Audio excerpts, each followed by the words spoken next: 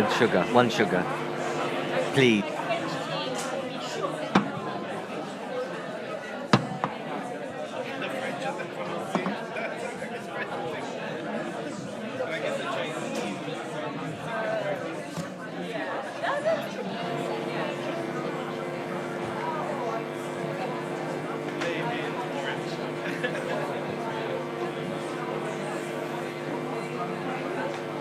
You made it.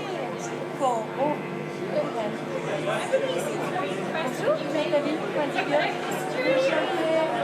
Bonjour, mettez-vous là, on va changer. Hello. Good to see you. Good to see you.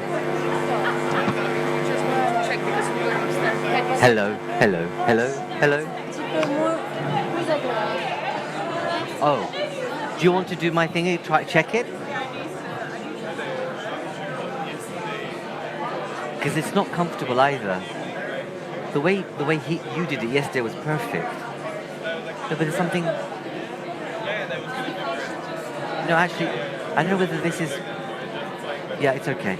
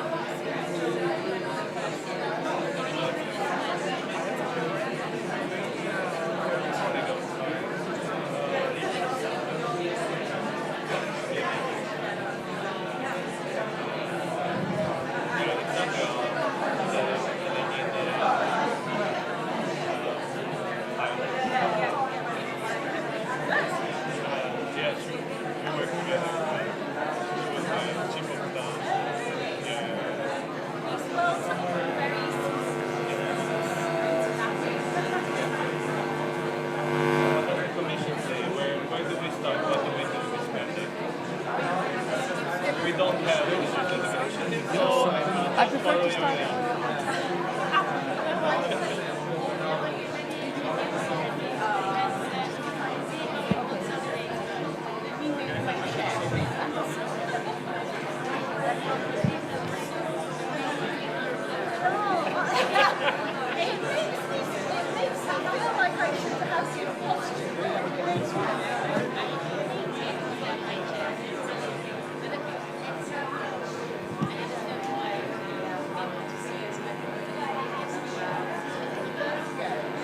Can you hear me now? Hello, hello, hello. Hello, hello, hello. Hello, hello.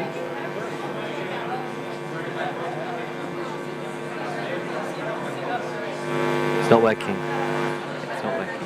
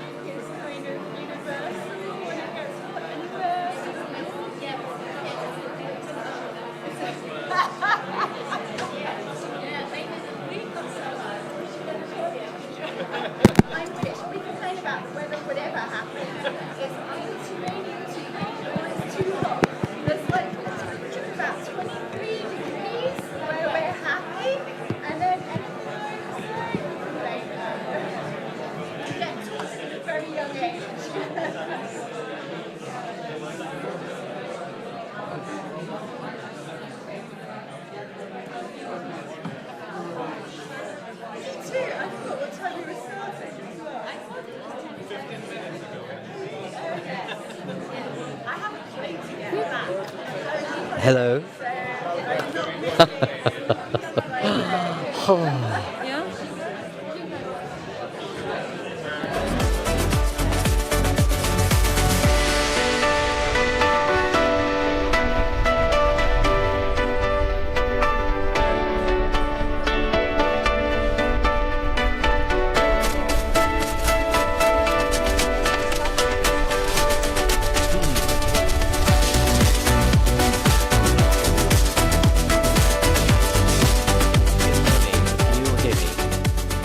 Good. A very warm welcome to all of you. Sorry for the slightly late start. I had a few technical difficulties with this, what they call a Madonna mic. My apologies. Anyway, it's great to see you. My name is Dharmendra Kanani. I'm Chief Operating Officer and Chief Spokesperson at Friends of Europe, and I have the pleasure of moderating this summit. And I hope that you will all stay the distance in this ridiculously hot weather that we're experiencing. I know we love it. We absolutely love it, obviously, but hey, you know, what better a day to be discussing the implications of all that and health in terms of what's happening to our future right before our eyes, actually. I've got a great pleasure. I've got a wonderful panel of contributors who are going to be discussing the issue of sustainable livelihoods, but also in the context of how do we reframe healthcare for the future? Is competitiveness, innovation, and making sure we're sustainable contradictory, or are they actually self-reinforcing? Given where we find ourselves at the moment right now, on the eve of a new mandate, what's it going to look like? Well, other gains that we've made so far, some will say not many, but others will say a lot, that since COVID, we've achieved quite an interesting infrastructure for healthcare. When you think about the different elements that have been put into place, especially now with the notion of a European Health Union, you've got the data space, you've got HERA, you've got a range of other kind of bits and pieces, institutional architecture that might lead us to the pathway towards a union and a competence on health. Yet, the EPSCO Council discussion that happened only last week made very scant attention or detail regarding a health union. People were speaking more about competitiveness and security. Politicians obviously will be speaking to the kind of the echo chamber of what they've been witnessing in the elections, but also this sense of panic that we need to withdraw from our long-held traditions or commitments to making sure we do the right thing for the people on the ground and make sure that fairness, equality, and social justice matter. Yet, the elections are what they were, but I just hope that we don't see a shift and a working backwards and an undoing of the good that we've witnessed so far in the past, at least in the past 5 years, and in the past 20 decades or more, because we've made a lot of social progress. But let's hope that we don't end up having the kinds of economic divisions, the lack of social mobility, and the kind of entrenchment of ideologies that are likely to affect how we think about, experience, and understand health in Europe.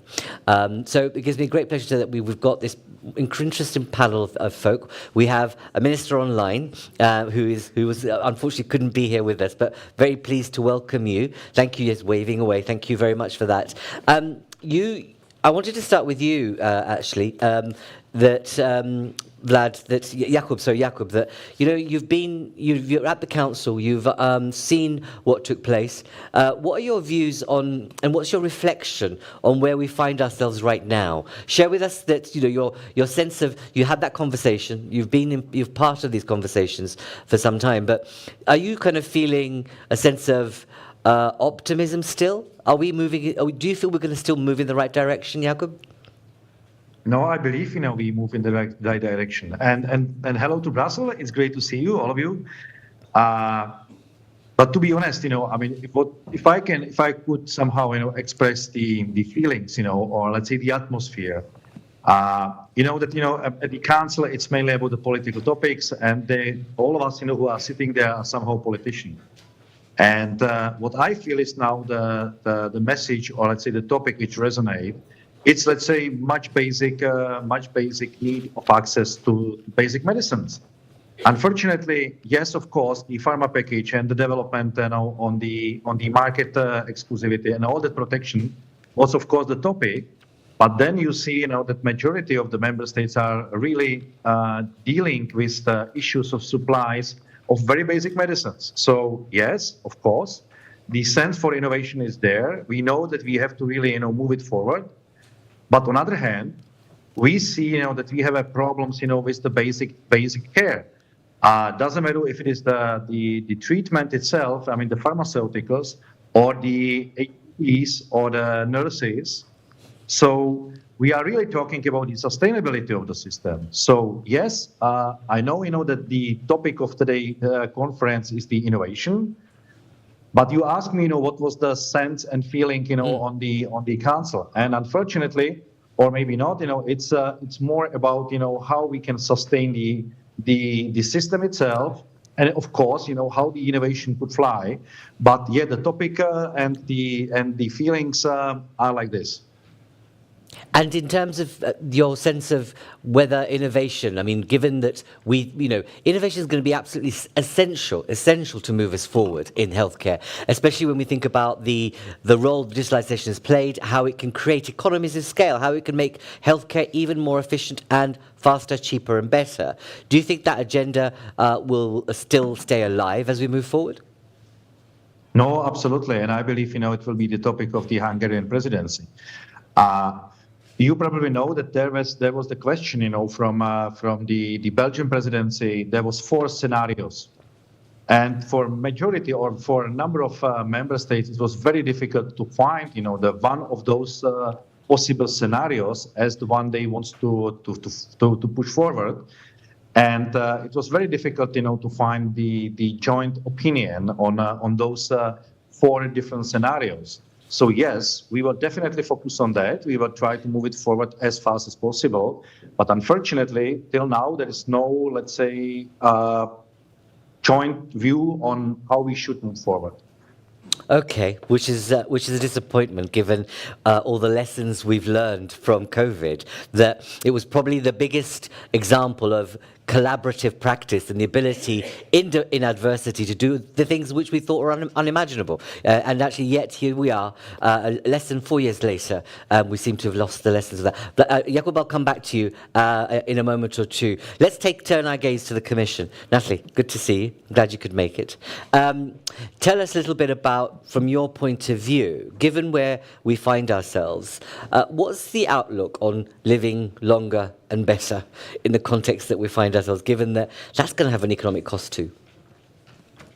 Well, thank you very much. And I think in order to respond to your question, I'll turn to the citizen, because I would like to refer to the latest Eurobarometer poll that was launched before the elections, before the European elections, and it indicated that the European citizens place the fight against poverty and social exclusion, 33%, as well as supporting public health by 32% as the 2 main issues on the top of their mind.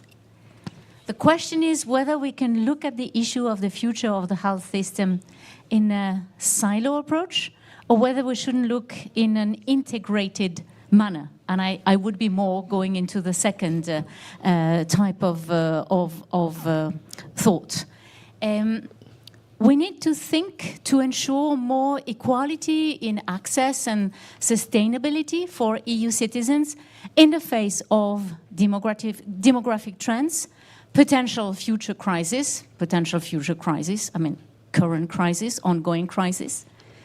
To face all this, we need greater integration. Without a coordinated approach to health, we really stand to lose the valuable insights which were gained from the experience of the pandemic. So in May, the Commission published a communication on the European Health Union acting together for Europe's health, which showed 3 very important priorities. We need to have a new health crisis framework. We need to have the security of the medical supply. And this raises a number of issues, including the issue of the resilience of the availability of the critical material, the critical components, etc. And third, we need to have modern and innovative health policies. How do we get there? Indeed, those are fine words, but given where we find ourselves, I'm really interested to see what you're going to see next. Go on, go for it. So how do we get there? We have one part of the work, which is to progress in creating an integrated, as much as can be, regulatory framework. But we also work in the Commission and in my Directorate General in DG Reform to enhance the Member States' capacity to integrate innovation and to strengthen the health systems. For this, we use our technical support instrument, which is a program of the Commission that allows us to support member states' reforms from the stage of inception of a reform to the stage of implementation of a reform at all levels of governance, member state, local, regional, etc. And we work in a wide range of areas. We cover a very wide range of topics, including strengthening primary health care, hospital sectors reforms, e-health, interoperability, which is absolutely key, workforce, integrated care, mental health, cancer screening and care, health technology assessment, and pharmaceutical policy. We have made over the last year remarkable advancements in health technology, but we need to make sure that we empower the patients with more information and more control of their health and the health information. With the rapid technological advancements come the responsibility to ensure that these innovations are both safe and effective. And this is where health technology assessment becomes indispensable. This is a multidisciplinary process that systematically examines the social, economic, organizational, and ethical issues of a health intervention or health technology. By assessing the economic implications of these new technologies, we, with the HTA, will help to allocate healthcare resources more efficiently, ensuring that investments in new technologies provide the greatest benefit to patients and to the healthcare systems. And this is particularly important as it involves the assessment of the quality of life and of patient satisfaction. And it ensures that the technologies not only extend the life, but also enhance the quality of life. So there, again, I plead for an integrated, cross-sectoral, multidisciplinary approach. And while the development and the assessment of health innovations are crucial, it is equally important to ensure that patients have access to these advancements. So innovation should not be a privilege only, but a standard of care that is accessible to all. For this, we need to address several key areas. The regulatory framework, as I already mentioned. We have the new HEA regulation, which will apply as of next year, and that establishes a more harmonized framework. We need the affordability and reimbursement of care, which requires collaborative efforts between the governments, the private sector, the insurance companies, to develop sustainable pricing and reimbursement models. And third, we need education and training. So healthcare professionals must be adequately trained to use new technologies. And this is essential, notably regarding all the digital development, to be able to make better use of the advancement of the digital technology and better use of artificial intelligence. And for this, we provide technical support for strengthening the national frameworks in view of the implementation of the Health Technology Assessment Regulation. We have been working with Greece, France, Italy, Spain, Luxembourg, Malta, and Slovenia to build the capacity in the member states to lead to a successful implementation of the regulation, because this will ultimately enable faster and more equitable access to new health technologies, to medicinal products, medicinal devices, digital therapeutics, biomarkers, diagnosis, and to better access to health innovations for the population at large. Natalie, thank you very much for that. And I hear you in terms of the things that you're doing. But, you know, the questions that everyone has in their mind is, how politically proof is what you're saying that it's possible? And secondly, it would be interesting to understand from you, the countries you've worked in, okay, what kind of assessment did you get of their aptitude and capability, or you're not prepared to say?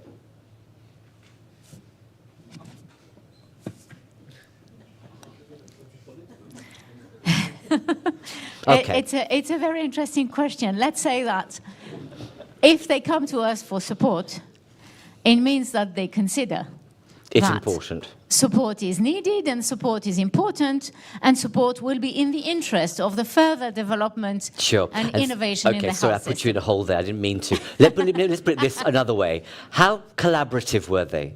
You can say that. Yes, that I can definitely say, that the member states we're working with in all areas, in all related areas, are always very cooperative. Maybe I should have specified from the start that we only intervene upon request from the member states. So it's never anything that is imposed on the member states, but it is the member states that come to us. In some cases, we do propose projects that we base on the needs assessed in the member states, so on the feedback from the member states on what exactly their needs are, and in order to help the member states to fulfill or achieve priorities agreed at European level. So for 2025, for example, we're going to propose a flagship, that is a pre-prepared project, to establish a health hub.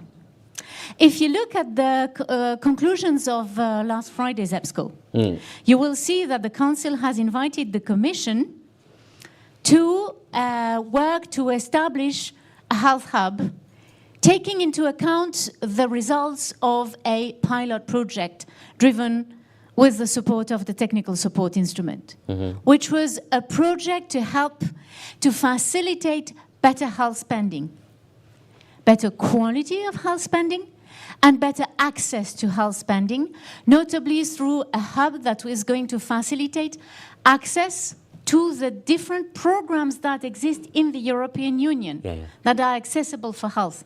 EU for Health, Horizon Europe, TSI, the RRPs, etc., etc. And when you think about what Jakub was saying, one of the takeaways was, it's almost like we're going back to basics in terms of access to good, easy, cheap medicines and the kind of lack of effective supply of that. How is that factoring in your kind of reform agenda, given what we learned from COVID? And all that you're saying is absolutely excellent in terms of and from Friends of Europe's point of view, we think multidisciplinary, multisectoral is the way to go, absolutely. But how do you square that circle of access to the basic thing, which is medicine? Yes, and this was actually my first point, which is the issue of the resilience. When you're talking about access to medicine, you're talking about the resilience of our European industry and the capacity of our European industry in times of crisis to have access to the essential components. So for this, we're also working, and we're going to do a lot of work in the year to come with the member states to facilitate internal processes, to establish, for example, early warning mechanisms in case of a crisis in the making, to establish quicker public procurement mechanisms, to have quicker, faster access to the essential materials, and to work together to establish systems of cooperation and coordination in order to facilitate access to medicine, not only at individual member states level, but for everyone in the European Union. And I think this is really the positive take that we can see from the action of the Commission at large during the pandemic, with the access to the masks and then the access to the vaccines, and the vaccines for everyone inside, within the European Union, and also out of the European Union for developing countries. Okay, thank you. I'm going to stop pummeling you with questions. Don't worry. But we'll have a Q&A, and I'm sure lots of people will have things to ask you. But I do believe that one of it is odd and strange that human nature is such that adversity is the only thing makes us work differently. And it's when you talk about data, we know that the member states are viciously protective of the data, and the ability to create even a data set that's shareable across the EU. We're not near there, but power to your elbow for doing the right thing anyway. But and the health hub idea obviously is a really important thing, and let's hope we give that to life. But on that point of industry, Monica, you are our only industry person, if you like, on the panel, and it's great to have you back. And I think she's the only doctor on the panel, by the way, so it's good. We've got someone who can, if something happens, we know that she'll take up your pulse and check your blood pressure. No, we love Monica. But having been a practitioner, but now she's in this really senior position in this company. Share with us, Monica, your sense of where innovation stands at the moment, where you think what we should be looking at. What's your vision for innovation and what's possible? Which is a really big question, I know, but I think you'll be able to roam around that really well, given you've been a practitioner. Looking forward to it. So it's a fascinating time for us because on one side, I have a lot of hope. I think science has never been more exciting than it is now. And as you say, I started off life as a doctor. I still remember the first psoriasis patient I treated with a biologic. And when she came back and told me that she'd taken her 4-year-old son to the swimming pool for the first time, there was a tear in all of our eyes. Now, that woman probably shouldn't have got that treatment based on the NICE criteria. I had a consultant that, shifted a few things and got her onto that treatment. But access was and still is today one of our major issues. And when we see the advances that have happened in healthcare, take metastatic melanoma. If you were a patient 20 years ago, that is a death sentence. Now you have a 1 in 2 chance of survival. Innovation has progressed at amazing speed. And now we need to make sure that we have the infrastructure to support this. And what I find interesting is actually the healthcare spend on medicines has been pretty stable over the last 20 years, despite this acceleration of innovation. And when it comes to us looking at innovation now, the question shouldn't be, can we afford it? It's, can we afford not to? Because Europe now is in competition globally in terms of innovation. And we can see in areas and regions where people have prioritized innovation. In Japan, for example, they extended their RDP by 2 years. Clinical trials doubled in that space. So we see the benefits of having a virtuous ecosystem where you're prepared to invest in innovation is a positive benefit. If you invest $1 in public healthcare, you can expect $14 in return. So this is an area where we really need to work in partnership to have an ecosystem that sustains health for our population and keeps Europe competitive in a global system that is potentially accelerating at a faster rate than us. I think you kind of set the frame for this conversation. $1 gives you $14 return. And I don't think we often think about the economics of what we do, especially the economics of prevention. One of the things that we never get right is to think about if we were to be able to prevent non-communicable diseases, my goodness, the cost saving would be huge. In terms of the kind of innovations you're engaged in as a company, just give us a sense of what's your pathway ahead on innovation. So I joined BMS about 10 months ago. My past, since I joined the industry, has been about launching new medicines. I've launched 15 medicines in my career, so pretty much one a year. And the reason that I joined BMS is the pipeline. I'm a scientist at heart, but I'm a scientist that believes in bringing new treatment options to patients. So the spaces that we are involved in are really critical spaces like oncology, like hematology, like cardiovascular, and in the future things like Alzheimer's, which I think as we all get that little bit older is a really pressing topic for us all. And the industry now has the opportunity to invest in some really exciting opportunities. There's new modalities like cell and gene therapy, like protein degradation. This is a truly exciting time for science in some really critical diseases. And we really are passionate about having strong partnerships at a parliamentary level, at a market level, because we know still today at an access point happens at a market level. And we need to try and work together to make sure that we're able to provide this innovation to patients. What are you looking for from the next mandate?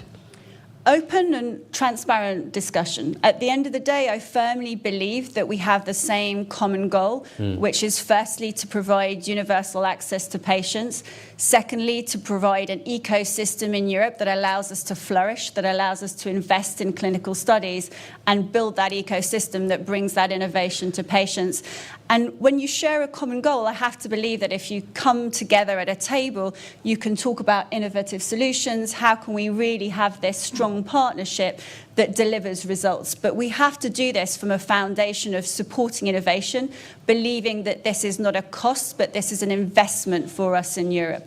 Indeed. I mean, in the letter report, and you know what we know from the sneak peek of the Draghi report, the sense that both of them are saying that healthcare will flourish if we get the single market absolutely correct, and the fact that at the moment it's not.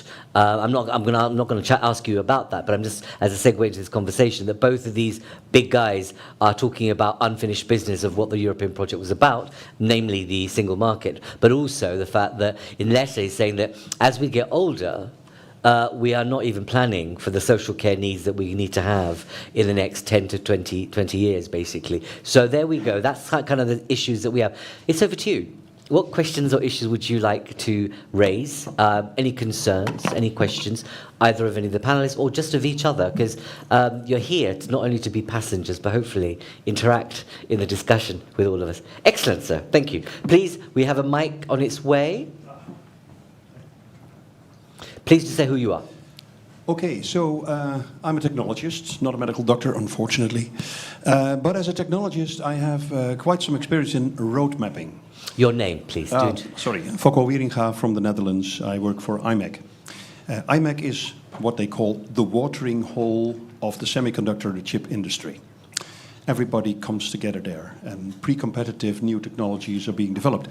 Now, to achieve that, we have been doing road mapping. So your phone, your computer, your tablet is so small and so affordable because all these decades, chips have been shrinking, prices have been shrinking, performance has gone up. And that only was doable because all the firms that were doing this, first they competed straightforward with each other.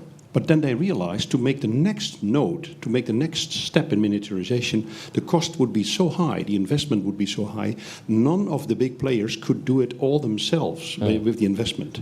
So they realized they should invest jointly. It's like 15 publishers that all have different markets for writing books or magazines, but they want a better printing press. So they jointly invest in this new printing press that they can all use to make their own books. Bad example maybe. But road mapping is essential. We've learned that. And the semiconductor industry has proven it flourishes. And there's competition there, but there's also co-opetition. So we've proven that this road mapping works. And I was wondering, what is the European Union doing in, say, medical technology, medical pharmaceutical road mapping? Okay. And one thing I have to add, yesterday we discussed this, the shortage of healthcare workers is a big worry. Yeah. And any roadmap that wants to make disruptive improvements needs to take into account workforce. Workforce should always be a part of that. Road mapping and workforce. It's okay. Eva, let's take the phone. And it's not the phone, the mic, sorry. And I'll come to you as well. Great. Introduce yourself. All right, Eva Rennen. I'm the founder of Gnostics, medical diagnostics company focused on infectious diseases. And Monica, like you said, a lot of disease areas are actually seeing a positive trend in terms of innovation is really causing a positive effect on whether people can be treated or not. But infectious disease is actually showing a completely opposite trend. So where we were able to actually cure infectious diseases quite easily, we're seeing that it's getting out of control and it's becoming harder to treat. And if you look at, for example, antibiotics development, so I'm also part of Beam Alliance, SMEs in antibiotic development and diagnostics, we see that actually, if we look at innovation for social good, antibiotics are critical. But the business model is very challenging. Because when a new antibiotic is developed, it needs to be taken off the market. So I'm wondering if the panel has any ideas on how we should come together as a European Union to solve this problem. Okay, great. Lady there with the blue.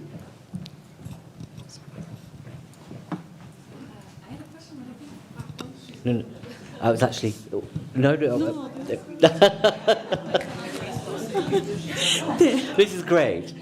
Thank you very much, Francesca Ligi, for the Red Cross. Actually, I have a question because the International Federation of Red Cross and Recreation Society World Disaster Report published after COVID showed that we are missing, in that pandemic, a very important piece was missed is trust. The trust from the patients or who should have access to the public health system, the trust that we have to build, the trust that we have lost, and we have to rebuild in health institutions, especially in case of public health emergencies.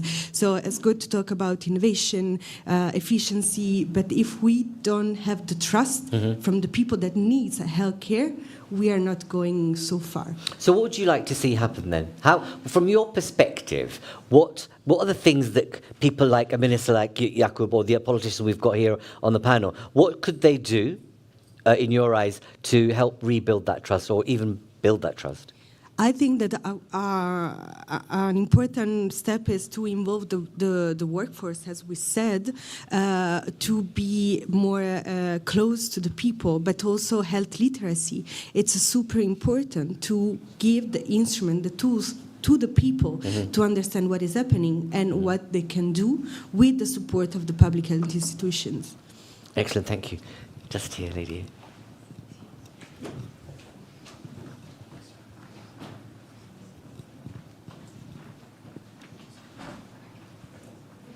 Just here. Hi, I'm Julie. I represent Care for Everybody, which is an NGO that aims at raising awareness on gender discrimination in healthcare. And, well, besides the ethical and human rights implications that gender discrimination that still exists to a very great extent in healthcare here in the EU and at a global level as well, there's something that it's causing a huge impact in our societies, and that's the major economic loss that is associated with the loss of productivity of women not getting adequate healthcare. And it's been discussed more and more, the need for a new strategy on women's health, and I would like to know what's your point of view in it, how would you address it, and if you could comment on how the EU plans and also the private sector to address gender discrimination and to close the gender health gap, because after all, everyone ultimately benefits from it. Indeed. Thank you. What would you like, again, just what kind of small things that you'd like to see happen? Because I think, you know, what we do know that is healthcare and science is not gender blind. I mean, those of you who have experienced or know about endometriosis, 25 years ago, a woman would go, be misdiagnosed, be put on all sorts of nonsense. And only in the past 10 years, women or young people can be actually confident that they are being diagnosed properly on something like endometriosis, which is such a sufferance for women across the board. But it wasn't a priority, unfortunately. And so, you know, we are where we are. But I'll come to you in a second. But what would you like to see happen? For example, I was in a very interesting session before on data. More representation, equal representation of men and women in data research, in clinical trials as well. Not just that, also disaggregating data for the period of life that women are, because menopause, premenopause, fertility, puberty are quite different, and the body of a woman is different. So that's one thing, but as well, more innovation, more training on gender equality for healthcare professionals. And what we, BMS and others have said before, actually, is that we have to make sure that it's not just about white women, because we know it has to be diverse completely. African women, Indian women, and other very different, you know, sets of data. And you know, I remember during the COVID period time that, you know, the thing that measured your pulse, or no, your yes, and that actually didn't work on certain skins, but it was giving false readings, and people hadn't thought about it because there wasn't diversity in the clinical trials, which is crazy. Thank you very much. Thank you very much for pointing it out. Not at all. There are so many of you. I feel as if this is why we do this. So if you don't mind, I'm going to carry on with this because it's important, just for literally 5 minutes. Lady there, and then I'll come to you, and gentleman there. But be brief, please. Otherwise, I'll eat up lots of time that I don't have. Yeah. Sorry. I'm Gabriella Abruzzo from Healthcare.Harm Europe. Actually, I have a question for Nathalie. I really like that when in your speech you talk about cooperation and resilience. So I wanted to know if in your work with and in collaboration with the member states, you also talk about climate resilience, and is it a topic that it was brought up? So obviously climate change is affecting the health of people, so is a burden on the healthcare sector, but at the same time is actually affecting also the healthcare infrastructures. So sometimes they are not even able to provide the healthcare service. And as climate change is a global issue, cooperation is obviously needed. So I wanted to know if this topic of climate resilience was also in the conversation. Okay, great. I can't any more. Did you I have to be like 60 seconds. Very short, actually, my question. Do introduce yourself, please. Milena Richter from Sanofi. I was wondering if there's scope for joint meetings between ECFIN and EBSCO on health investment. What you knew that's a political question, absolutely. Excellent, very good point though. It's absolutely necessary. So there's a bunch of stuff there that we should look at. If I could just, Jakub, can I ask you to just address, I know you're thinking you're probably going to take it easy, you're online, but no. That question of trust, Jakub, you are a politician, and that is the kind of hoary chestnut for every politician. Is about how do I make sure that people trust what I say, what I do, and the question on the health issue is raised quite, loudly. Say a little bit about that, or and respond to some of the points you've heard as you wish. Over to you. Oh, thank you. I believe that majority of what was said was about the transparency. And if we take, for example, where we are, for example, in the information provided to patient, what we can provide it, on daily basis, and how, for example, the system already moved, forward. So you can easily now find everything on the internet, on the web pages which are based in the US, but in the Europe, we're still protecting the patients, to get the direct information about, for example, about the clinical trials, about the new medicines. We have to really think, how to move the patient, from somebody listening to somebody who is really trained and educated to also make their own decisions. Yeah. So from my perspective, it's really about building the more access of information to the patient, to the patient organizations, to really help them to be, let's say, much stronger partner in the discussion with medical professionals, with the healthcare providers. And I believe the number of things which I mentioned here, if we will help the patients to be more, let's say, matured, in the dialogue and conversation, it will help a lot, in majority of what was said here. And then, of course, the data transparency between us, the regulators, state administration, and the pharmaceutical industry. Yeah, because we see faster and faster, let's say, access at the beginning. If you take EMA, for example, the last year, there was 39 new active substances, and at least 3 of them through accelerated assessment, 8 conditional marketing authorization, and 1 approved under the exceptional circumstances. So you see there is a more and more at the beginning, of the uncertainty. Again, if we will not be able to balance this uncertainty, we will have a number of problems, to provide this kind of treatment to the patient. So if we are speeding up at the beginning, we have to also find the balance, in the risks which are then taken, by the system themselves. Okay, great. Thank you very much. Before I move to other panels, Natalie, obviously there's the pathway issue. In terms of when you're looking ahead, you need to make sure that there is something that you're looking ahead, and that the workforce also needs to be part of that. And also, you might want to take that question about if it's possible to have, ECFIN and EBSCO meeting together at some point, which I think, you could have answered that question too, Jakub, but we'll come back to you later. Go on, over to you, Natalie. Thank you. Thank you very much. The question of the workforce is key. And I really believe that member states are realizing more and more the importance of workforce and the healthcare workforce being reskilled, being upskilled. And we have been working with a number of member states on notably the digitalization of the healthcare workforce. This is an area where we are certainly going to try to do even more. And one of the advantages of our way of working, which is a very collaborative approach with the member states, is that we can facilitate member states working together in a multi-country or multi-regional approach. That is extremely productive. We also have the possibility to facilitate short-term exchanges among civil servants from the member states. We have established a program named PACE PACE for Public Administration Cooperation Exchange. This is taking off with great success, and I really believe that multiplying these types of exchanges will allow us to have more cooperation, more coordination, and work towards more interoperability and capacities of communicating through integrated technology. So that's one aspect.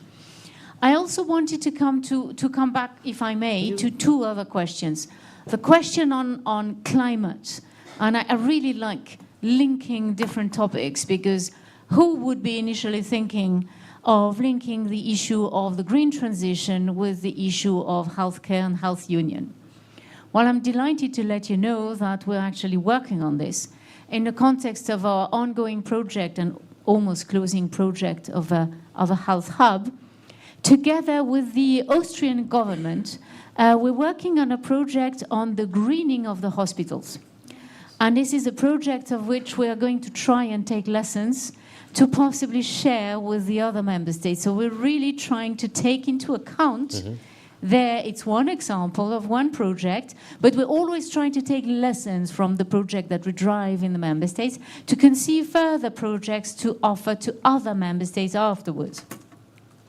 So that's one angle, and I'm certain, notably when we will be in a position to really establish this health hub, that not only are we going to facilitate better access to programs in health, better health spending, but better health spending means better health spending that is done according to green standards and taking into account green budgeting and green tagging, etc.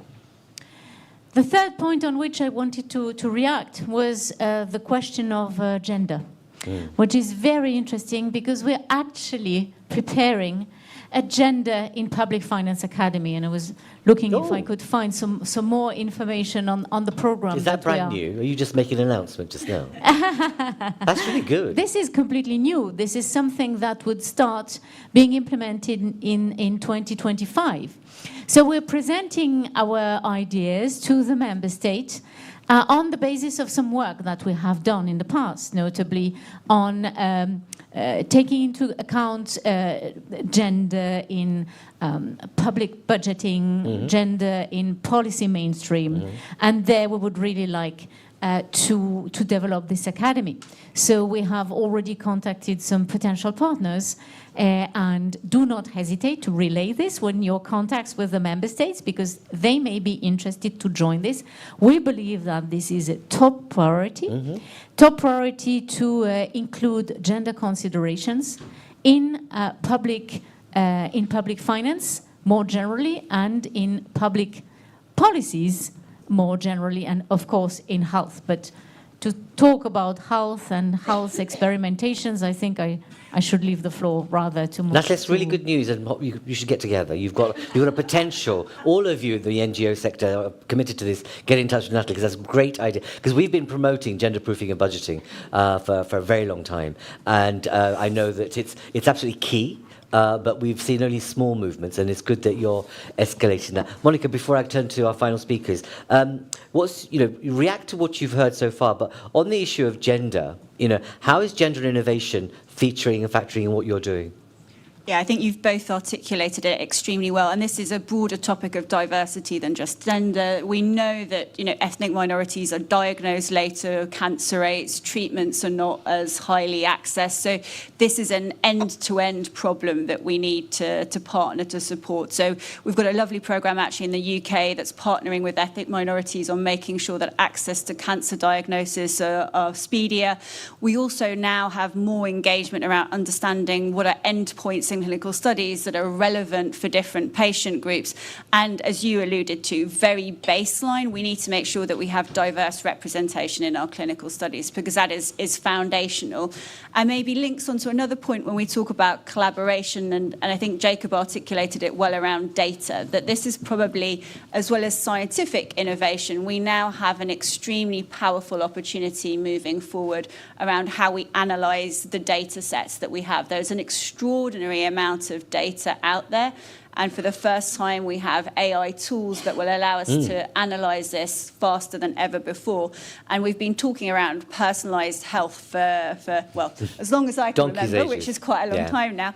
And I think this now feels like this could be a real opportunity. But again, we read really pragmatic solutions on how we can share data, which can be a very tricky space once you get involved on it. So the more pragmatic and practical we can be when we talk about the European data health space, I think this is a real opportunity for healthcare for all of us. Okay, thank you. Thank you very much. Right, over to our last two contributors.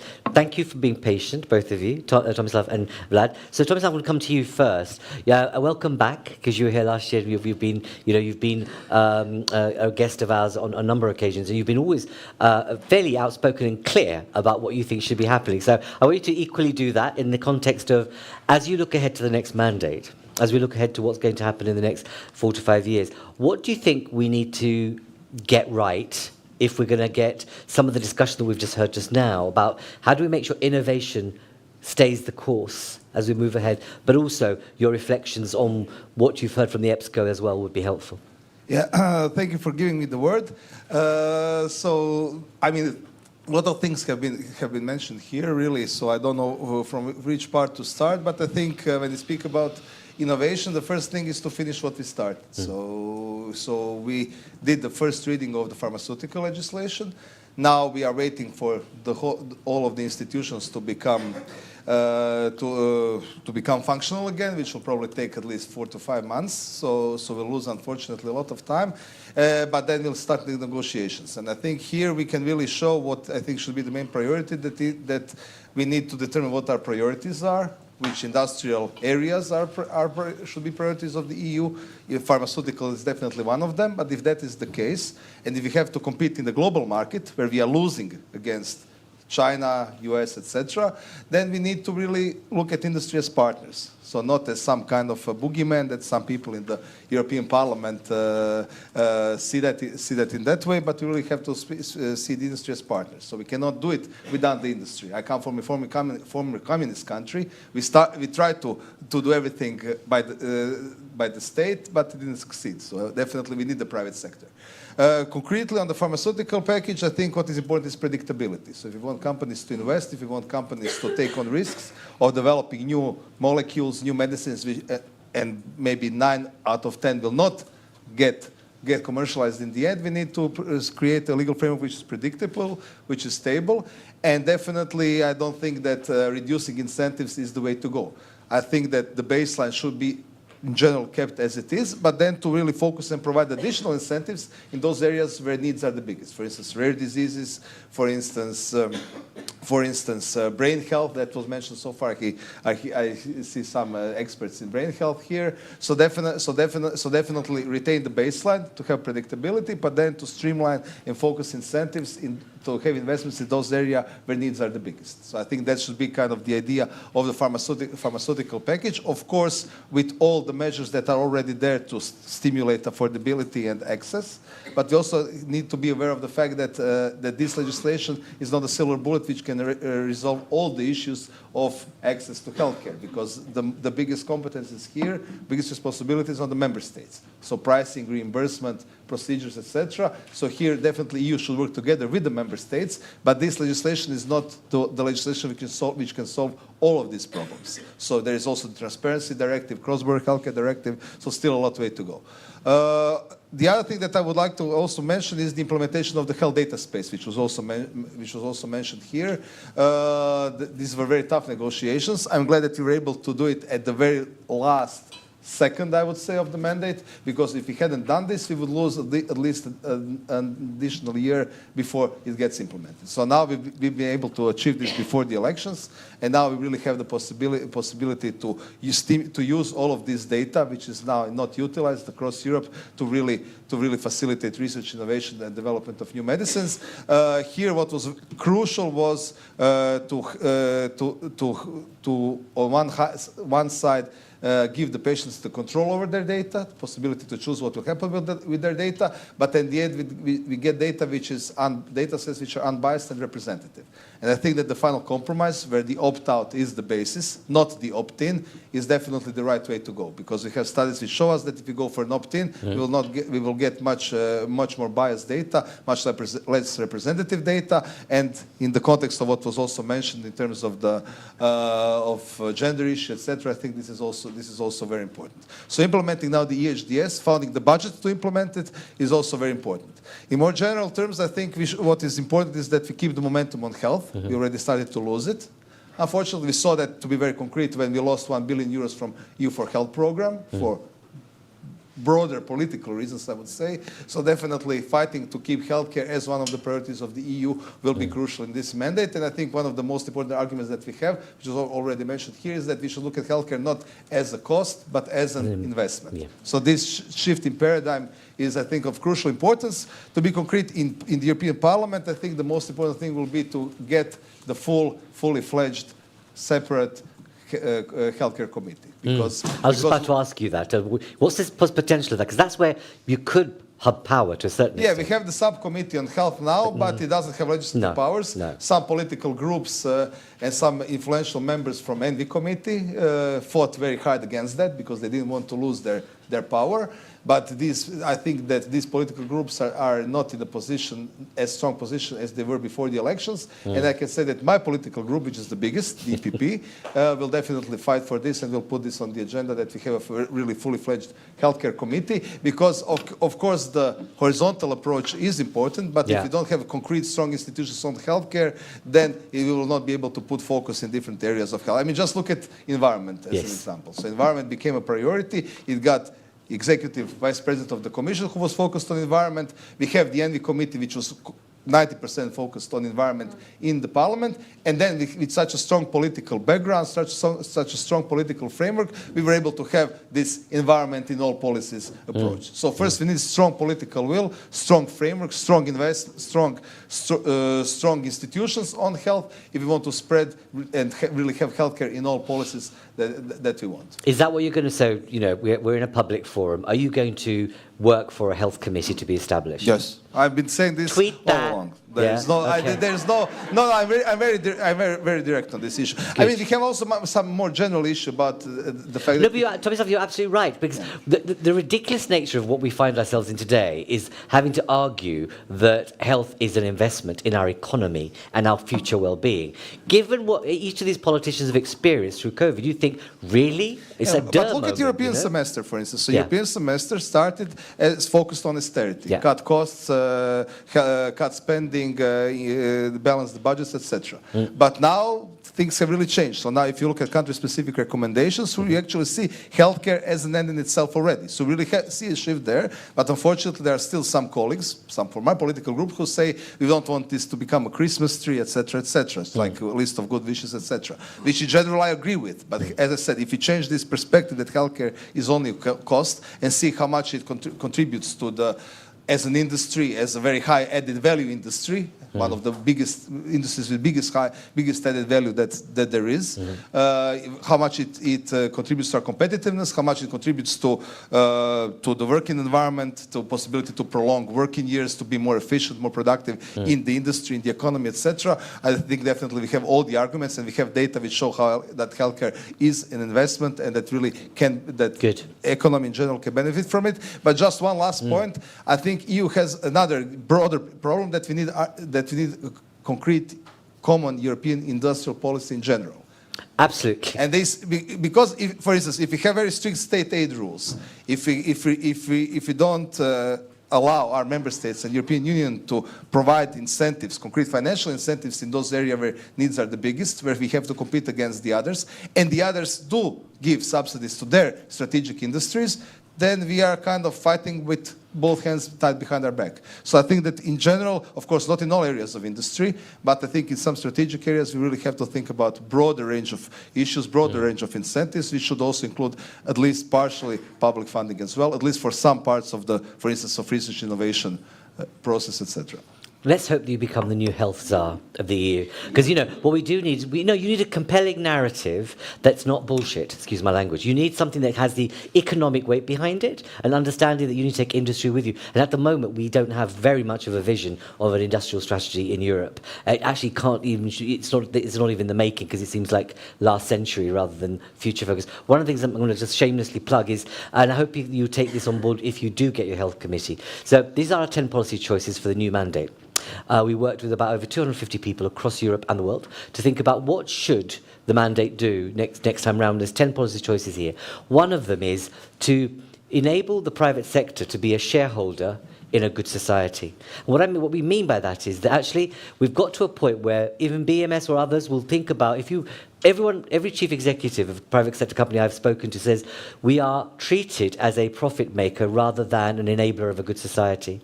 And it's not about the corporate social responsibility agenda at all. It is actually saying if you had BMS or others at the table with you at the health committee, you'd get so much more intelligence, literacy of the industrial supply chains, not literacy, but literacy of the supply chains, and what you need to make sure everything can hang together. And I do hope that you're able to bring the private sector earlier on in the discussions. And I can see, I'm not going to bring you on this matter, because I'm not, but good.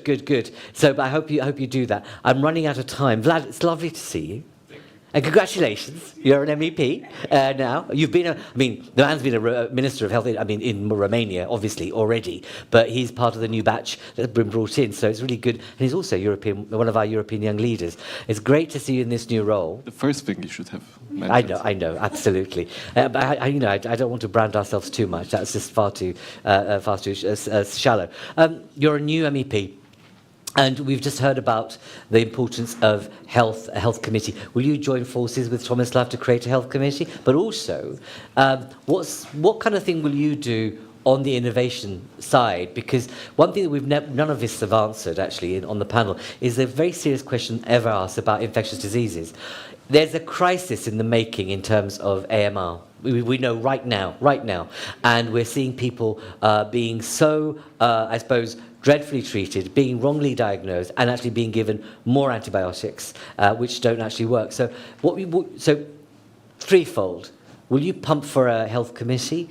What are you going to do about innovation as a MEP in the new parliament? But then finally, we've got a crisis in the making. What kind of role will you play in making sure that is sorted, or at least put the infrastructure in place for making it sorted? Which crisis do you mean now? About AMR, that one. Because, it's very real. People may be on the surface, but the cost of it and the death toll, both at the ageing side, but the fact that when in a context of, you could save so much money if you got the technology and the approach right to AMR. Thank you for being fair, for having me here. Glad to be a new colleague of Tomislav and to work with the Commission. I was 2 times a health minister in Romania, and I'm one of the beneficiaries of the instrument, the technical support instrument. It worked fine. I would have some remarks before answering your questions, and I would answer them straight away. In my experience, the lead was always with the member state.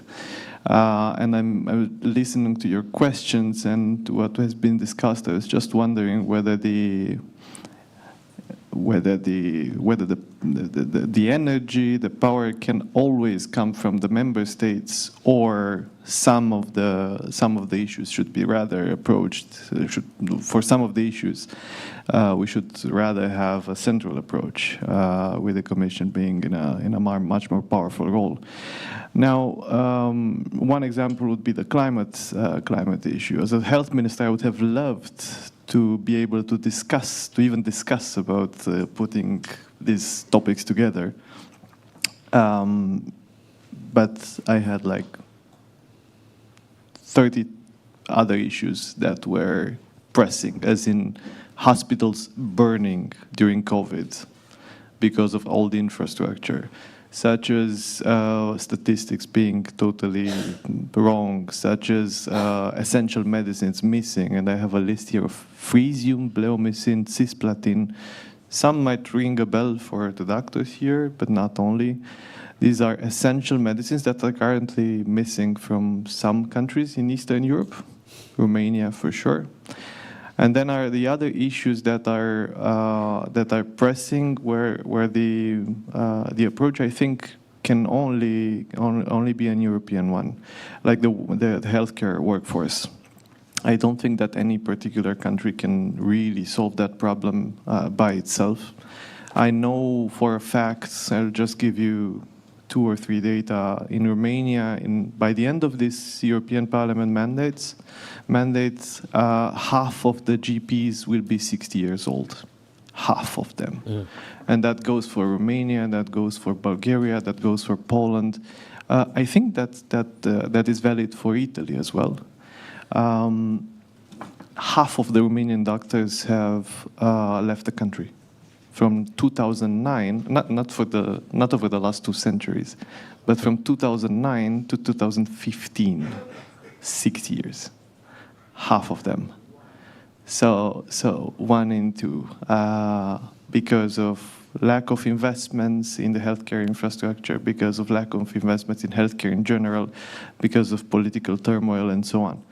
And these are, but then again, looking to Western Europe, I was talking to the medical director of Gustave Roussy in Paris, which is like the center for childhood cancer. They don't use all their beds in the hospital, so they have the infrastructure, they have the people, they have the procedures. They have the doctors, they don't have the nurses. They don't have the nurses. That goes for Istituto dei Tumori in Milan, in Italy, which is like the place, the go-to place for cancer in Italy. So they are not using. They have some of the resources needed. They don't have nurses. This is that bad, and it's a common approach that we need in that particular sector. I will come back to your question. So I am part of that political group that apparently opposed having the healthcare commission as a separate commission, as a separate committee. I totally agree with Tomislav. I will fully support that, and I already made sure that my delegation, the entire delegation from Romania, is doing that with the Renew group. So it totally makes sense. And if we don't do that now, after all that we have experienced in COVID times, I think I think this is a right moment to do it. Also within the Commission, I'm looking forward to seeing who the Commissioner for Health will be and what role he will have in the Commission. I think that's key. What will I do for innovation? I think innovation is one of the problems that we have in healthcare, and it's also, the opportunities, let's put it like that. And it's also one of the opportunities in economical terms is that we have for Europe's competitiveness. I just think the open dialogue, and I think we have something to work on. I think the new legislation on pharmaceuticals and the European health data space, I think these are good. This is a good ground to build on. I'm looking forward to see the components of the new commission and the new commission for healthcare, and I think I think it's an open conversation for all of those issues that have been mentioned here, and I'm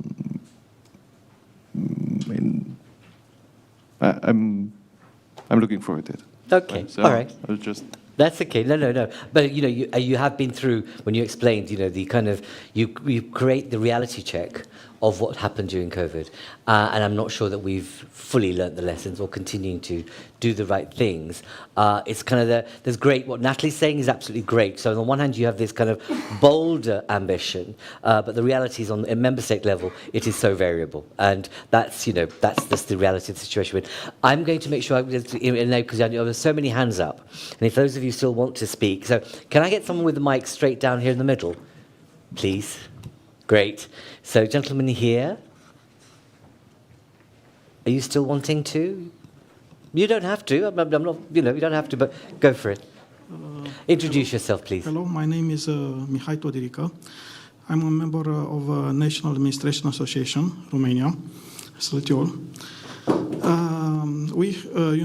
European Union has a common agriculture policy. Do you think we should have a common health policy? This is my question. Okay. Gentleman there, his hand up.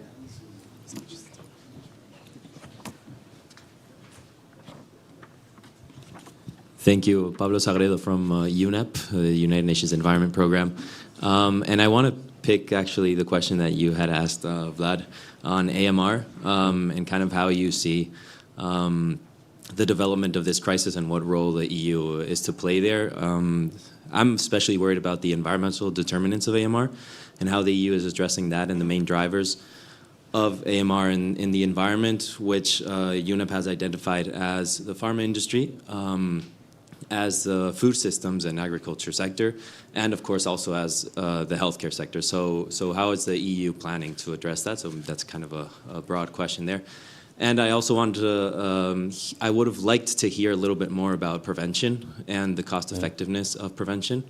I think that's still a question that we have to talk about a little bit more. And of course, innovation and competitiveness is more than needed.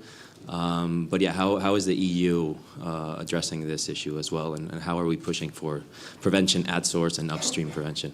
Great, thank you very much. I'm going to kind of leave that as a last question for all of you. So first you start, Natalie, on the kind of question, the issue of AMR. And, in terms of when you look at a dashboard of ill health conditions and their rise, we know AMR is significant, and we need to do something about. Is that going to be is that a priority that you're featuring in your work on reform? Thank you very much. It's a great issue, of course. I mean, in the sense that we're very much thinking of working on it.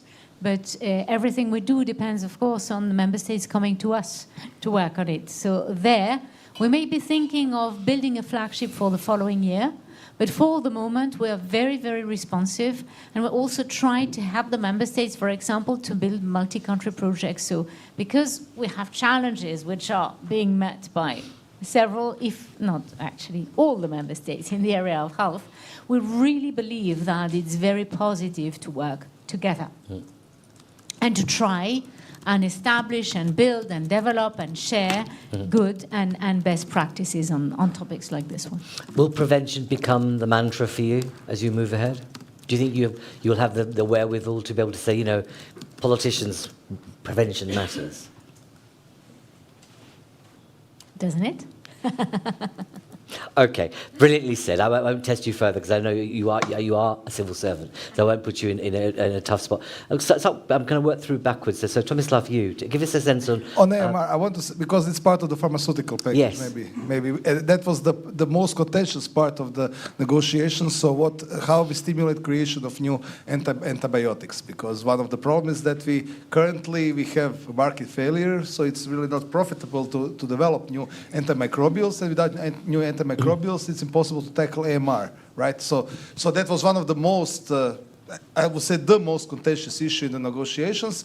And now the Parliament's first reading kind of has a mix of push and pull incentives. So we kept the voucher, but with the stricter conditions, which was proposed by the Commission. So the voucher which should stimulate companies to develop new antibiotics, but we are combining this with a system of joint public procurement and milestone payments, which means that after you achieve a certain milestone in developing new antibiotic, you get a certain payment from the public budgets. We still don't have funding for that, But this is definitely, I think, a good approach, and we should, one of the things that we should fight for in the next mandate is definitely a stronger budget for the EU in general, especially for the EHDS, but also for these kinds of incentives. So I think that AMR in the pharmaceutical package is one of the biggest priorities and should remain so, but we should really try to focus on finding solutions, finding compromises, not to be too ideological about this, because we have some really strong battles in the parliament on this. And the second point on workforce, I think that that's probably the biggest problem on the member state level. I come from also an eastern country, from Croatia.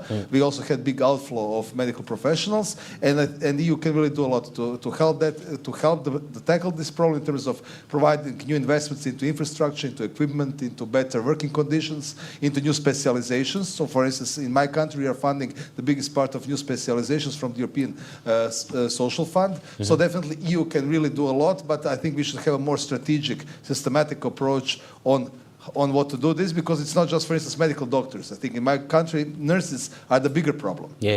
Because we have really lack of nurses. I think it's a problem across the EU. So I think we should also have a common European strategy to be more systematic in terms of how to tackle this, but strong investments both into specialization, into training, but also in providing better working conditions is definitely needed. And I think EU can really do a lot there. Thank you very much. I've run out of time, but Jakub, I want to turn to you, and I'll come to in terms of 60 seconds or so. Your view on prevention and a common health policy for Europe. So I will start with the common health policy. Definitely, we can see the number of steps the Commission took in the past leads us, to this goal. If you take, for example, the European Beating Cancer Plan, definitely the good step.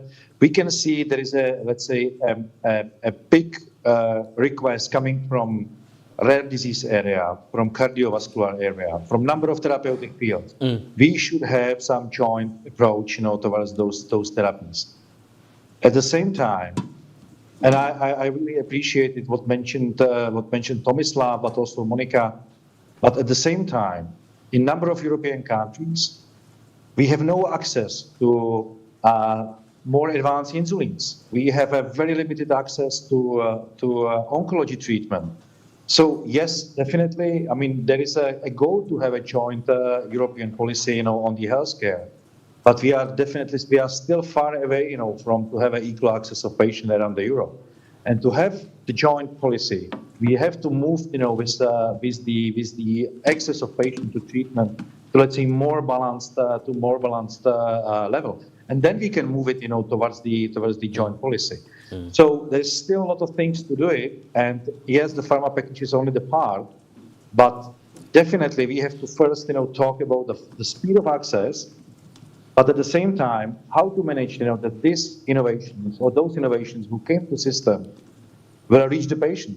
And in a number of fields, a number of countries, we will have an issue to deliver that treatment to patients.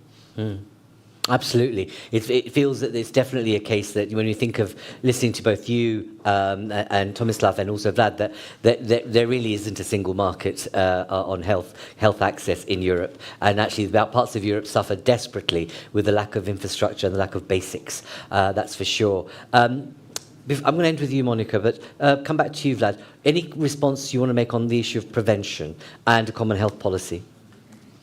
Yes, also on AMR. So awareness for prevention and AMR awareness is key, and then education for doctors. So one of the measures that I took as a health minister is make sure that antibiotics are only prescribed with. Certain antibiotics are only prescribed with the consent of an infectionist, which was not the case in everywhere around Romania. And then the other thing is Romanians and Greeks and some other countries in Eastern Europe are the biggest consumers of antibiotica. So it's also an education towards the people who, and this is something where I think we might look at the European strategy or various instruments that can help towards that. Prevention then also goes to an AMR. I take them as well. Goes also cross industry to agriculture. and the veterinary use of antibiotics. I think this is also a key issue. Back in 2016 in the United States, for the approach towards AMR was with three ministries. It was the Ministry of Defense, it was the Ministry of Agriculture, and the Ministry of Health. So it's an interministerial committee who would approach that. I think this makes a lot of sense. Prevention, I think it's key. I think Europe is in a better situation than the US, for example, in terms of the quality of food, the quality of life generally. So I think this is one of our core values, I think, and this is also of one of the things that are especially important for people, and one of the issues, one of the factors that would keep people in Europe in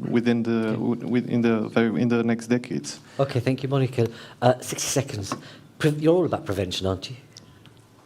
I'm just going to answer a completely different question, actually. So, first of all, I just want to say that I'm really heartened by some of the comments that I've heard today around the collaboration. I think that's absolutely vital.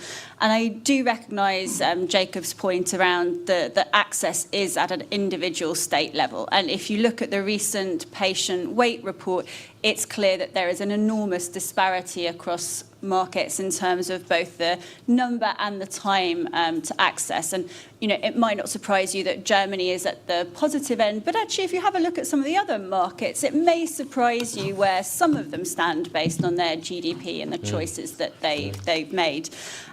But at the foundation, maybe I'll leave with a message of hope, because I was saying to Vlad, I'm an optimist at heart, and I think we have some great raw ingredients. We have fantastic science that is coming through.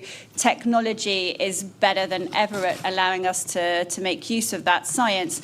And if we have a collective willingness to find solutions to healthcare and to have Europe put this as a priority, I really believe that we can look to find those solutions together. Thank you. Thank you all very much. We were going to have a video from the Minister, because you know that I've not brought Connie in, but we've got a video of her making a kind of a contribution, which we'll play now. But, you know, what I'm very kind of pleased that you've been able to stay the distance in the course. Thank you all for being with us. And there'll be thank you very much. Thank you. We have a 15-minute break, but I'm also... Right, so you've got a break until 12:20, okay? But we'll start the video. Please feel free to watch it. But there's also coffee up. Is it upstairs? Upstairs again, the coffee. Thank you very much. Thank you.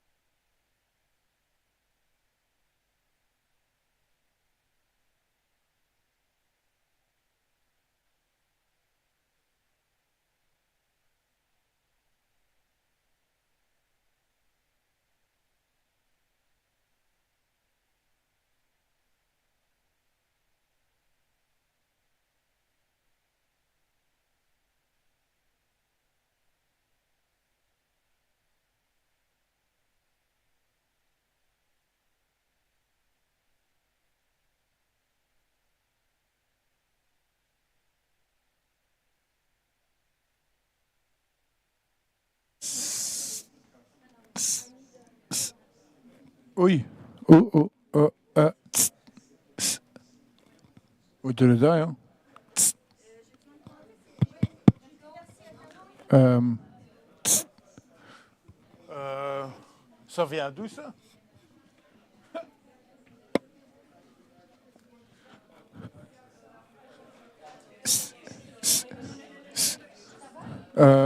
Ik zit hier met een...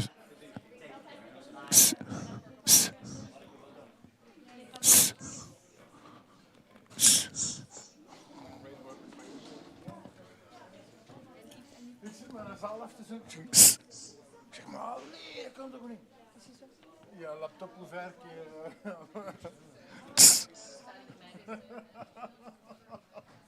Ja, maar ik zit straks te zoeken achter een delay in de zaal.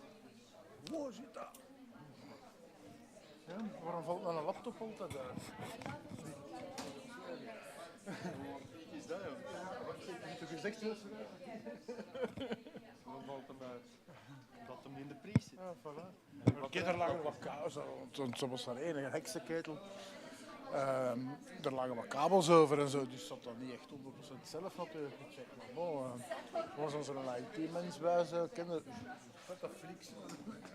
Volledig alles om dat een keer regelen. Alles een bos in om te laten aan alle kanten. Ik kom daar zaterdag toe om te gaan opbouwen. Brom, ongelooflijk. Al hetgeen dat ik deed, volle bak brom, daar zat zo Behringer microfoons met kabel. Klaar voor de grootste bij elkaar. Dus een mengpaneel, dat mengpaneel in een DJ-tafel gestoken, die dan in de muur instak zo, met een versterker. Dat het precies op een luchttafel zat. Dus ja, ik begin zo geleidelijk aan minder en minder brom te krijgen. Kennen ze die versterker eruit gevezen, rechtstreeks ingestoken, van alles en nog wat. En moet je dat dan achteraf terug inwijzen? Ah ja, zeker. Dus na 2 uur zeg ik van ja, voert jongen, ik had nog een chance met mijn mengtafel bij. Ik zeg, ik ga mijn mengtafel zetten, dan weet ik al tenminste dat we daar al goed zitten. Ik zet mijn mengtafel nog altijd dezelfde shit. Al zijn kabels, al zijn XLR's waren allemaal unbalanced. Weet je, dus allemaal al mijn kabels vervangen. Begon die een brom weg te gaan, ik zet die projector aan. Ik zeg, deze niet. Dus ondertussen was dat natuurlijk al redelijk ontploft. Dus al zijn kabels ertussen uitgehaald. Die ventilator. Oh, en een volle shot er nog ook nog eens.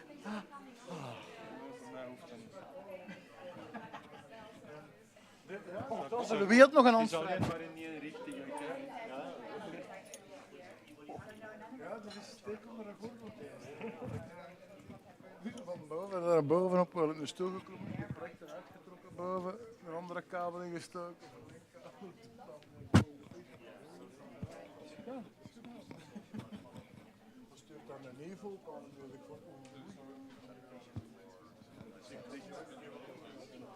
Als ik van de zaal, dan moet dus mijn verantwoordelijkheid niet, ik kan dat niet.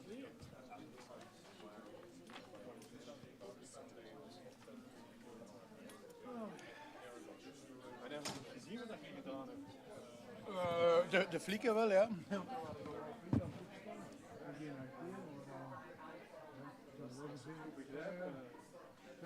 Ja, ik zeg ook tegen de tolk waar we eigenlijk werken.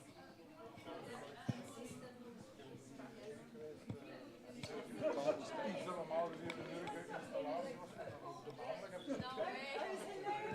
en dan op een bepaald moment van ja, dus wel ik ga het opzetten voor dat de mensen binnenkomen. Kijk, al die flikken toestanden, zwaailichtjes en zo. En dan keek ze heel naar boven aan die projecten. Hij komt niet verder uit. Ik moet er veel uit. Dus ik stel mijn installatie bij. Dat is allemaal dingen. De maandag had ik gewoon eigenlijk... Dat goed gezegd, of wat? Drink maar eerst van je koffie, want hij is precies op een bepaalde moment zeg ik tegen de andere zo naast mij, want ik kon eigenlijk niet goed voor onze la chance.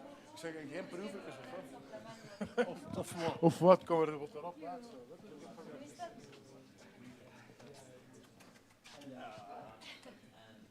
Thank you for having me.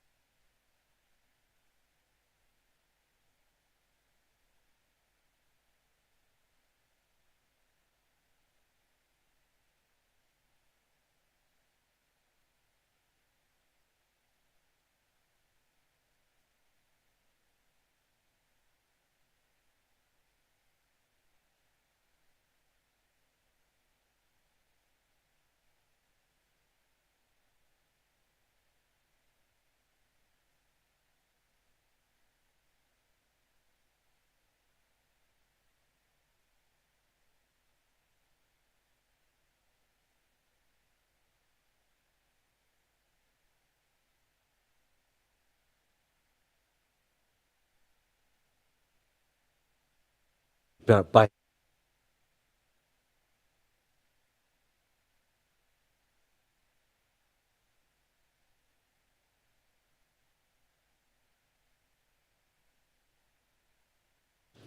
Welcome back to this second session of this Summit on Sustainable Livelihoods. I'm thinking about health and reframing it for the future in the context of the eve of the new mandate that we are just about to go into. Well, it gives me great pleasure to welcome you back.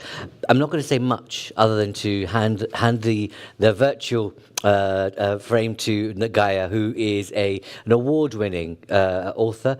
Has been doing science and a whole range, as you can see, journalist, broadcaster, author of Nomad Century. Gaia, over to you. Thank you for joining us and for helping, I suppose, in this conversation, setting the framework for this next session. Gaia, over to you. Hi, thanks very much. I hope everyone can hear me. It's a great pleasure to talk to you this morning from London. Sorry I can't be there. Or when I say morning, I suppose I mean afternoon for you in Brussels. So I'll jump right into it. We are now living in the post-climate change world. What that means is that climate change is not something that we will experience at some point in the future, but it's something that is already here wherever you live in Europe and around the world. We've just had our first year with the temperature more than 1.5 degrees above the pre-industrial average. And ever since then, every single month has been higher, the highest ever recorded. I'm just showing you this because the temperature rise last year was just so extraordinary. It really it confounded scientists who now think that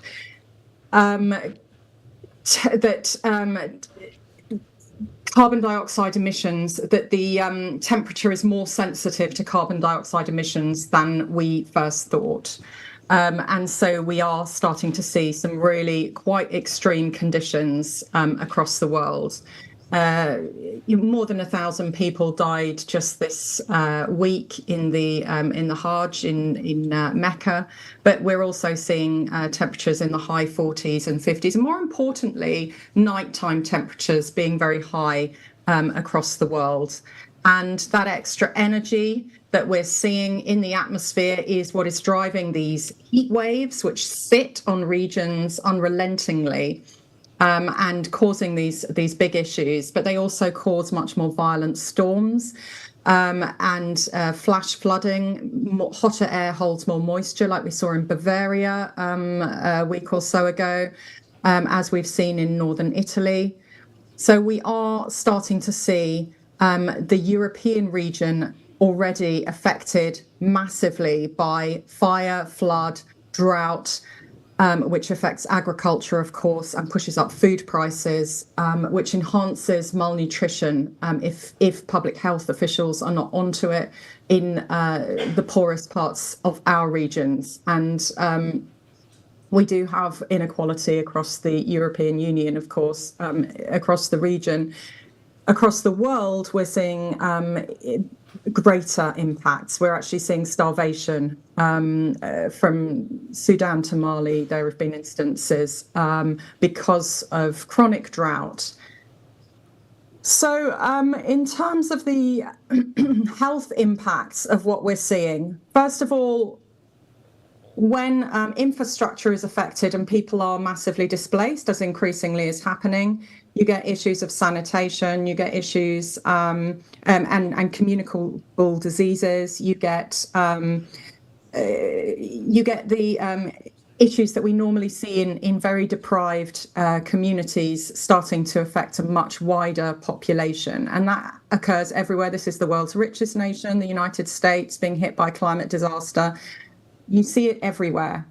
So what we are expecting to see by the end of the century is somewhere between, at the moment, easily 2.5 to 4 degrees temperature rise above the pre-industrial average. That will have huge repercussions for livability across the planet.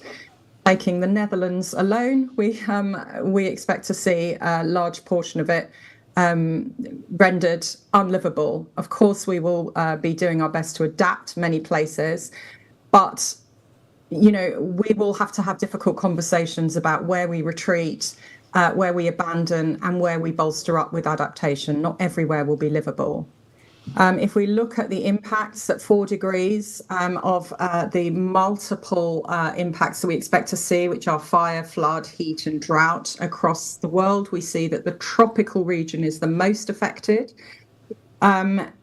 As I said, everywhere will be affected with negative impacts, but places in the far north, much of Europe will be better able to adapt because the impacts will be lesser. The places are wealthier and the populations generally have better institutions and governance in order to enact the adaptations that will be required everywhere. So what we're expecting to see is larger impacts across the tropics, and that will drive migrations. Now, we're already seeing unlivable conditions and the impacts of that across the world. We're seeing a lot of deaths. In Europe alone, we have had more than 60,000 people just last year died only from extreme heat. Those numbers are going to rise. Particularly when we see these high wet bulb temperatures, and that's when heat and humidity are concerned. So that means that the way that we cool ourselves down, the way that the body cools itself down, because we're mammals, we have to maintain a standard body temperature, is through evaporative cooling of our sweat. But when there is a certain amount of humidity and heat in the air, we cannot cool ourselves down anymore, and that becomes an issue with the survivability limit. And that survivability limit of wet bulb temperature has now been put down to somewhere between 25 and 28 degrees Celsius of a wet bulb temperature. And what that means is, at that wet bulb temperature, even a young, healthy person who is not taking part in any activity will die within 6 hours. This is something that we absolutely need to prepare for. We need to have crisis centres. We need to have emergency planning for extreme heat in a similar way that hurricane-prone areas have hurricane alerts. Now, some countries have rolled out heat alerts, but it certainly hasn't been done in any coordinated fashion, and it needs to be much, much more coordinated so people know where to go, where the air-conditioned places are, particularly poorer members of society, and they include, of course, migrants. So what we are going to see is an increased migration north of people seeking safer places to live as the conditions become unlivable over the century. Now, these migrant communities, of course, they have psychological needs as well as health needs. Their housing, healthcare, and all of that needs to be managed in a much more proactive fashion. And they will also be vectors for diseases that are also migrating north. So we're already seeing in Europe the northward migration of the tiger mosquito, and this is a mosquito which carries dengue fever. That is a particular problem when you have heat, hotter temperatures, when you have densely populated communities, as you have in cities, which is where most people live, especially in Europe. And when you start having these standing waters from these flash floods that we're increasingly getting, we have drought, then we have flash floods, and the combination of those leaves a lot of standing water because the nature of these violent storms means that the precipitation doesn't percolate through the soil in a nice way, but causes damage to infrastructure, and drainage can't cope. So we're going to start seeing incidents of dengue, also incidents of malaria. Malaria used to be endemic all the way up to Sweden. We did banish it decades ago across Europe. This is a disease that is more prevalent in tropical regions with the higher temperature and standing water and dense populations, but it is also a disease of poverty. And if we do not look after needs of increasing numbers of migrant and transient populations well, we will start to see pockets of disease that are incubating in these impoverished communities. Just as we see tuberculosis in homeless communities, we will start to see more of those sorts of diseases, and malaria is an absolute prime example of that. The other thing is sandflies, ticks carrying things like leishmaniasis, Legionnaire, other diseases that are starting to move north because of the temperature range, because we are now living in a different climate. In terms of heat, we are already seeing an increase in heat deaths. A lot of this is adaptable with management and with planning. It means making sure that people have access to cool places, they have the information, they are able to get access to medical facility in a timely fashion, and that they're not feeling so marginalised that they don't seek help. And I will finish soon because I know that I have a very brief time, but I will say that we have a lot of evidence now that links problems due to climate change with increased migration. And one of them, of course, is drought during the growing season, which means that food prices are out of the reach of ordinary people, forcing them to seek help elsewhere. This is just one paper which saw a direct correlation between drought in the growing period in Central America and migration at the southern border.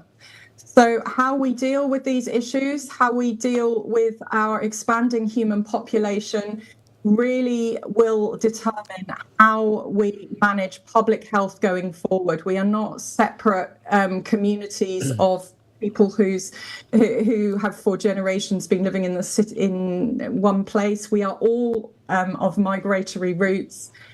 We have joint humanity. We need to make sure that we protect each other in order to protect our own health. I'll stop there. Thank you.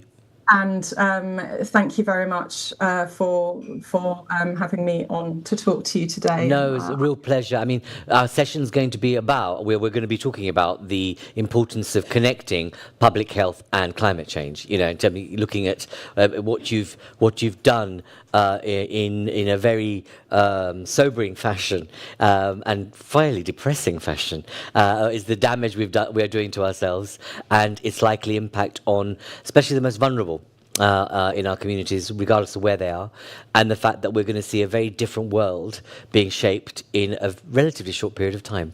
And absolutely. I suppose, and public health is entirely integrated with environmental health. We can't separate those. So as we degrade our environment, we degrade our public health. And I don't think enough people recognise the link there. The connection. Absolutely. So thank you for doing that and continue the good work. And, you know, here's looking forward to your next new book, which again will be, I'm sure, very, timely and sobering in its messages. But thank you for being with us. It's really appreciated. Can I ask our contributors to join the panel here, the table? It's free seating, if you like.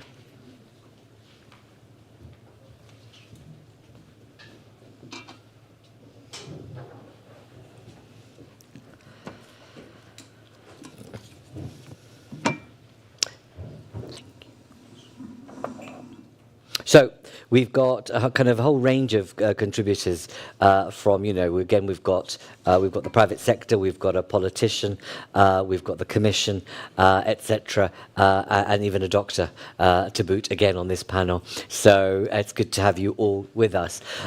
We had a really lively conversation in the first session, obviously about innovation and the importance of innovation to be hardwired into how we provide healthcare, but also how we look into the future of healthcare.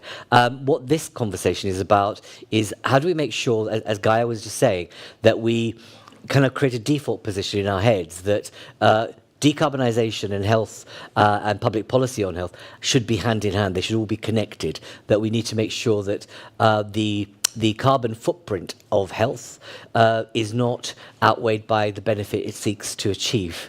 And what we're finding is that it's between 6 to 8% is contributing towards that.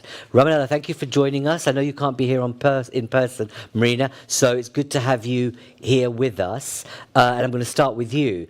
It's very clear in the report that, you stress that, health global greenhouse gas emissions in 22 between 4 to 6% in relation to global healthcare, right?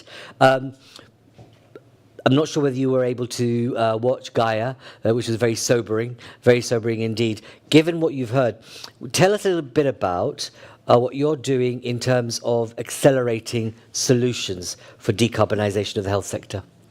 And thank you for joining us. Thank you. Thank you so much for having me, and particularly thank you so much for accommodating for remote participation. You always have the most wonderful hybrid events, so thank you so much for that. So as you might have heard, I am the executive director for a big collaboration called the Lancet Countdown. And what we do is produce data and indicators that monitors the health impacts of climate change and how our actions to tackle climate change, or actually our inaction more often than not, is delivering health benefits or delivering health harms. So I think that the talk now from Gaia was really sobering and lays out much of what our data is showing. And as part of that, we do focus, as you said, on healthcare sector emissions. So we monitor year on year how the health sector emissions are changing. And what we see is that there's a lot of wasteful resource usage, particularly in high-income countries. In countries like the US, Australia, Canada are very wasteful in their resources. But even here in Europe, where countries generally have much more efficient health systems, there's a lot of carbon and environmental footprint that comes from the health system, which is not only damaging our health through exacerbating climate change. As you said, we estimate about a 4.6% of all global greenhouse gas emissions today comes from the global health sector. But it also harms our health because of the environmental damage that it generates, the environmental waste. We're tracking, for example, the loss of healthy lives associated with the air pollution that comes from the health sector's activities. And that's why we say when we provide care, we need to ensure that our healthcare provision is sustainable and is healthy. That is kind of one of the essential components of decarbonization of the health sector. So we identify where the carbon footprint comes, what we need to be doing in terms of tackling it. There's obvious culprits of this. One of it is our anesthetic anesthetic gases that are very high and very potent greenhouse gases, and that we know we can, in most cases, safely replace them for injectable anesthetics. Another area of obvious concern is inhalers, that as well, we have alternatives that are not based on a carbon intensive or a strong greenhouse gas propellant gas, but actually are powder inhalers that can be used by people with asthma or other conditions that need inhalers safely. And then there's all of the efficiency of the way that we provide healthcare, driving a bit more towards primary prevention, reducing excessive interventionist healthcare, to empower people to take care of their own health and to deliver healthy livelihoods. And this, beside the kind of imperative of delivering care without doing harm and making the best use of our resources, there's the other side of that. That is that we're globally committed to tackling climate change. Most countries will have a legally binding commitment to reducing their greenhouse gas emissions. And the health sector is a big part of the contributions to greenhouse gases of many countries. So we will have inevitably to learn how to deliver care in a net zero world. And we need to learn how to do that really fast to ensure that the quality of care that we're providing is excellent. So we're now working with colleagues in Yale, a professor called Jody Sherman, to do a new commission on sustainable healthcare to understand how to make that transition. And that will be crucial, not only for high-income countries, but also for the low-middle-income countries that are strengthening their health systems as they should, that they're moving towards universal health coverage, to understand how to do that in an environmentally friendly way that protects people's health and people's livelihoods. Great, thank you. But I suppose there's no but. I was just thinking, there's a sense that people are going to think that getting me healthy is actually far more important. And when I think about oil and gas companies, they're the ones who are the polluters, really. It's not the health sector. And why prioritize this when you should be taxing and stopping fossil fuel producers from doing that? You come across that argument, I'm sure, a lot. How are you responding to that? Well, the emissions that come from oil and gas happen at point of use. So happen when we consume electricity, happen when we consume petrol. So what we need to be doing, as well as regulating the energy sector and the oil and gas companies, absolutely, there's very effective interventions that we know of to do that, including carbon pricing. We have data that shows that even in 2020, when we were at the midst of the COVID-19 pandemic, 78% of countries around the world were still subsidizing very heavily fossil fuels for a global total of $304 billion that year alone. So we know how to regulate the oil and gas sector. There's a lot of lobbying and there's a lot of need still from countries that have refused to transition to renewable energies to persist in the consumption of fossil fuels.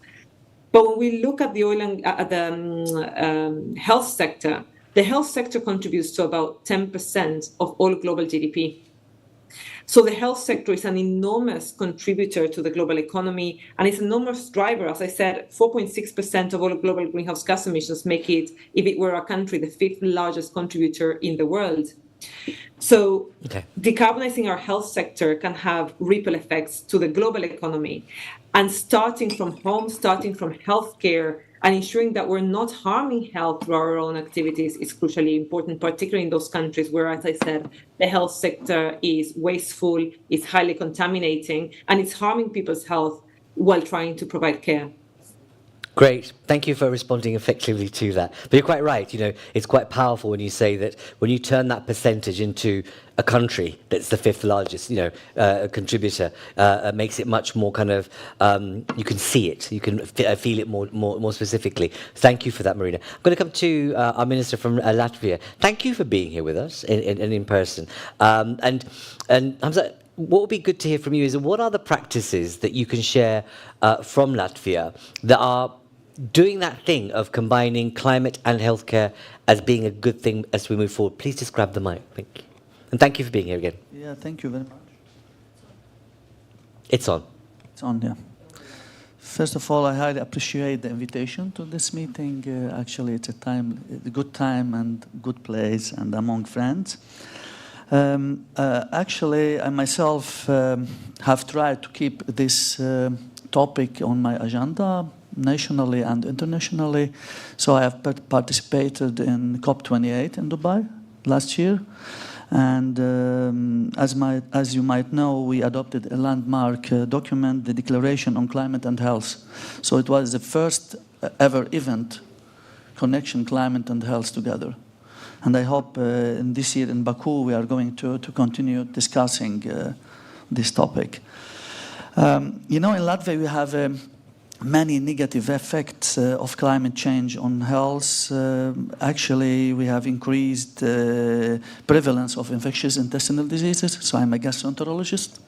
And in my daily clinic, I see many patients with intestinal diseases. And of course, we have increased in morbidity and mortality from chronic diseases like cardiovascular diseases and chronic respiratory diseases also. And we have a small vector-borne parasite, ticks parasites, no, it's like mosquito. Because of heat waves, it's also increased in numbers. So we have additional cases, especially in spring and in summer. And that's why the health climate nexus we took it as a part, an important part of our policy in the new government. So after the parliamentary election in 2022, we established a new ministry on climate and energy. So this is the first step toward a strict policy from our government. And then Latvia has adopted several strategic action plans that integrate, among other, climate and health policies. So we have two main plans: the National Energy and Climate Plan 2021-2030 and National Adaptation to Climate Change Plan until 2030. And these plans have introduced various measures that funded either from the state budget or from external sources, for instance, EU. But the main measure include public awareness campaigns. So, for example, for instance, in heat waves, we published prevention measures through news, social media, and so on.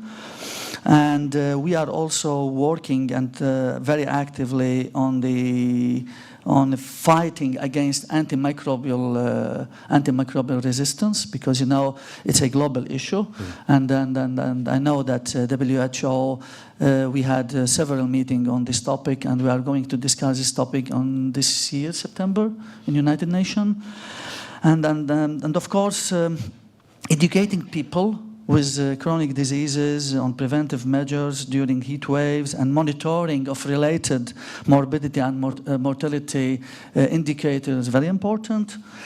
Regarding the hospitals, because I believe that if we want to connect climate together with health, so we have three main pillars: the infrastructures of the medical institution, a healthy lifestyle of the population, because if you are not going if you are healthy, so you are not going to hospital, and the consumption of different material and waste produced from the hospital in the time of diagnosis and treatment. So, for example, during the pandemic and after the pandemic, I know that we are using billions of masks and medical robes and gloves. Before the pandemic, we were not using too many masks and gloves in daily, ordinary days. So we have to look back for the guidelines to use such masks and robes and gloves. And talking about decarbonization of the system, so we promote energy efficiency, ventilation, air conditioning, and the sustainable waste management. So we are working very, very close, including what we call it biological and hazardous waste. And of course, finally, I should note that digitalization of healthcare is very important, because using of electronic document reduce waste in a way, or So I'm also glad to know that we have a lot of ideas and different plans in future, and we're having a good cooperation with so-called small initiative countries, because we are from different region. So we are talking about Baltic states, we are talking about the Mediterranean part of Europe, we are talking about Central Europe. So we have different region, different atmosphere, and different challenges. And I mean collaboration between small countries. It could be an example for big countries. If you will compare, for example, Latvia consumption and United States or China or India, maybe today I will not be very popular, but we have to criticize that big countries, they have to do their own homework and their own job. Thank you very much. Great, thank you very much for sharing some of that. You spoke the ones following the elections. You had this new ministry created. So is there kind of I suppose it's not a yes or no question, but what happened in that early stage of the cabinet development or the development of ministerial portfolios that enabled people to kind of think that way? Was it a party political issue, or just to give us a sense? Traditionally, people, they don't want to change anything in their own life, so they just keep going forward, and it's not easy to make any reform, But the last surveys showing that 73% of the Latvian resident, they start to think that climate affect their own health and their own life. And so establish such a ministry and preparing such a plan, a national plan, is very important to give a signal for the resident that we are going forward for the better part.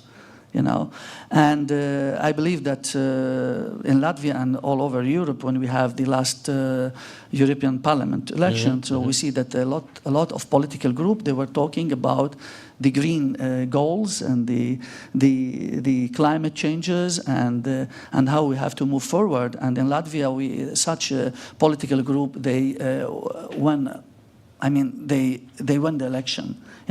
So this is a signal from the resident, from the people of Latvia, that they want to have these changes and they want to participate for getting better life in future. Thank you. So it's both a bottom-up and top-down approach. Excellent. Good to know. And good to we'll look forward to next year, even thinking about what much more progress you have made on the kind of this agenda in particular on climate and health, making that policy work on the ground. Thank you for that. I'm going to move to Patrick. Patrick, if I may. Robert, sorry. Why did I put Patrick in my head? Robert, thank you very much. That's Philip's funding gone down the toilet, unfortunately. No, thank you for being with us.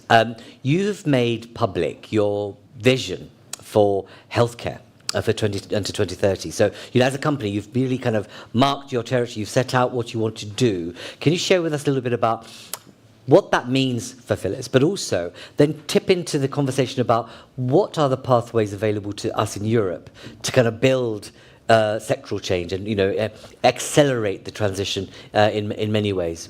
Yeah, thank you. And let me just build on what His Excellency the Minister said, and also Guy and Marina, thanks for the introductions. I think that change is necessary is abundantly clear.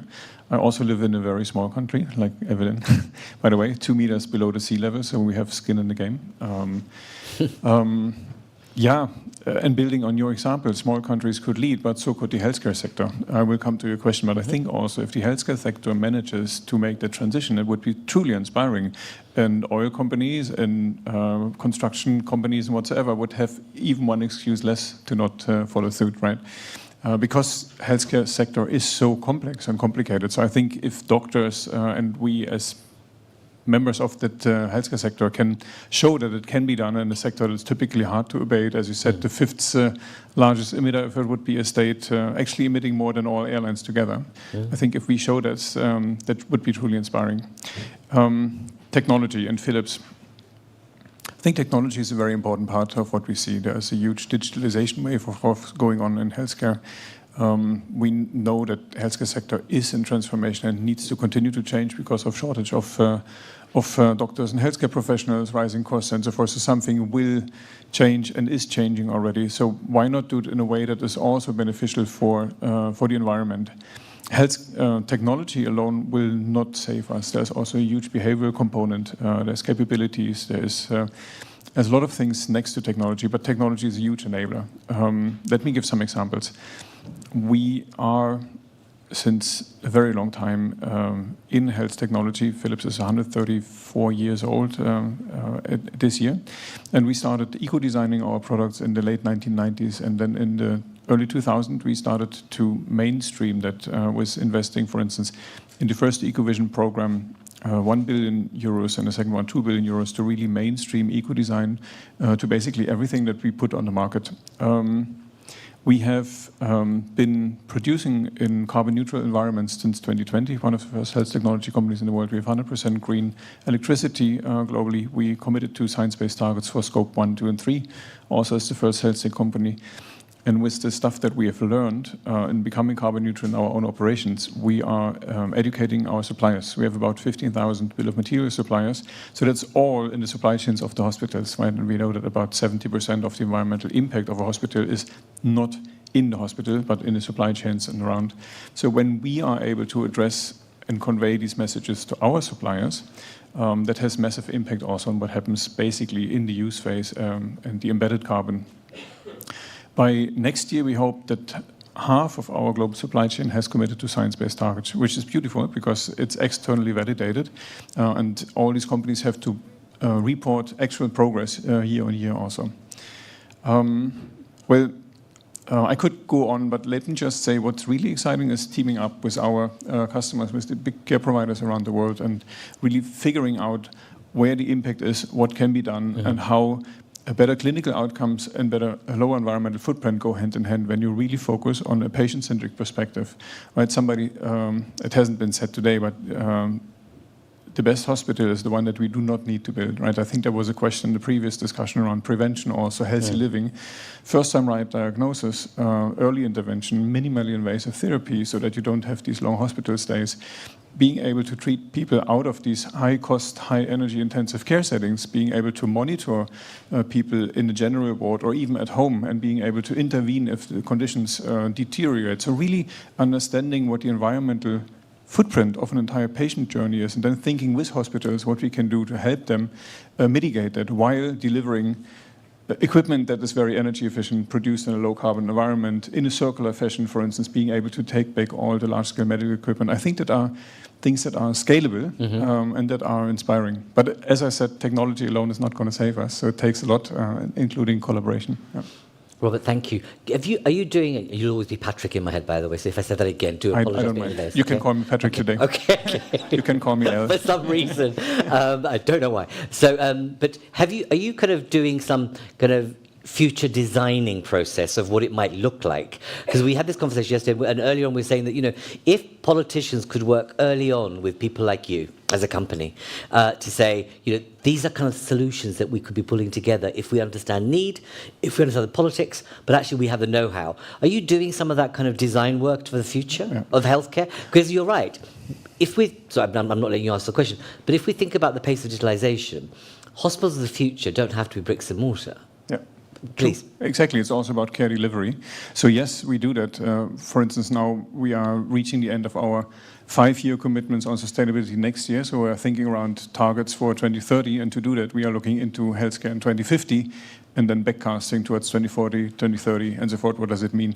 If you are committed to science-based targets, that means for scope 1, 2, and 3, that every engineer that's working on a next generation MR scanner or CT scanner needs to know how energy efficient that platform needs to be that will be released in the market maybe in 2 years, maybe in 5 years, maybe in 10 years from now, and so forth. So, but the critical thing, and I think we all are very aware of that, these are not product properties. Of course, you can make a light bulb more energy efficient. You can an MR scanner more energy efficient. You can even run it without in a closed loop system so that it runs with 7 liters of helium all of its lifetime. But it's really critical to understand how it is used and embedded in the clinical flows in the hospital in reality. So you need to work together. It's not just designing the products, it's designing how care is delivered, how care flows are organized in a hospital, and that you need to do together. Yeah. And are you hopeful in terms of what you see so far? I'm super excited. So we are really teaming up with very big care providers around the world and governance, of course, to understand who is willing to show that it can be done. Just maybe naming one example out of many, but some of you may know Champalimaud Foundation, leading cancer research institute. Just repeat that again. The Champalimaud Foundation, Portugal, leading cancer research institute. So we have teamed up last year with them on a 5-year program to help them reduce their operational carbon emissions with 50% in 5 years' time, in collaboration. So, and we see many of that in the United States, in Australia, others in Europe, where we show what it looks like in practice, working together with Healthcare Without Harm and others to really help that this type of knowledge also becomes more widely available. It would be great if, companies like yourselves and BMS and others were to work with, let's say, even the three examples we had earlier on, in terms of Tomislav, Vlad, and Jakub. They're saying that infrastructure, and even we're talking about Latvia, the infrastructure is so poor in certain ways that, things that we take for granted here, or France and elsewhere, they simply don't have. And so we've got this inequity of healthcare, and it would be great if the private sector could even bolster its support in those areas more. Yeah, we have a very strong opinion on that, but I don't want to hog the microphone. I think so many interesting people, including real doctors on there, but happy to comment if you have any questions. So access to care, we have a target, 400 million people, access to care from underserved communities in 2030. So, we'll come back to you on that. Yeah. Excellent, thank you very much. Okay, over to you guys now. You've been listening quite some time. It's rather hot in here, I think, as well. I understand that, but we're trying not to use too much air conditioning because it's obviously bad for you, and also it's the carbon, a producer. So, your reactions to what you've heard so far? See, climate is very complicated. Sorry? Yeah. I mean, the climate topic is very complicated. Indeed, absolutely. My friend, again, be helpful again. Fokko Wieringa from the Netherlands. I'm a medical technologist. As we saw the wet bulb and the dry bulb temperature measurements in the previous one, we are experiencing this now. We haven't the air go too hot, too cool, and we feel it. And the organs that are heavily helping us to live on the land are the kidneys. If we wouldn't have regaining or recycling of the water back, we would have to drink 120 liters a day. So our kidneys, they concentrate the urine, and that's how we can live on the land. And they are also heavily affected by these higher temperatures, and especially people that work on the land. Maybe you know about the sugarcane cutters in the hot climates. They have been heavily affected, but we also see it now in Europe, that in these heat waves, that people have trouble with their kidneys due to the heat. So that is again accelerating our. It's affecting our health. And on the other hand, I can't help it, this morning I had a round table explaining how incredibly expensive and how incredibly high the eco footprint is of hemodialysis, which is one of the most expensive treatments we have, but also one of the most wasteful treatments that we have. We use a lot of water and a lot of electricity with that, and we can do better. Now, I think the whole general thing is we have to relearn that we should not throw away stuff if it's still good to work with.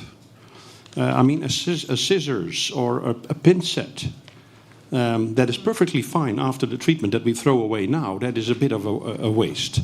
So thinking about that, and as you said, from the beginning on, with the onset of the medical device design, it would be good to think about what is our waste stream coming out of it, and can we regain that waste?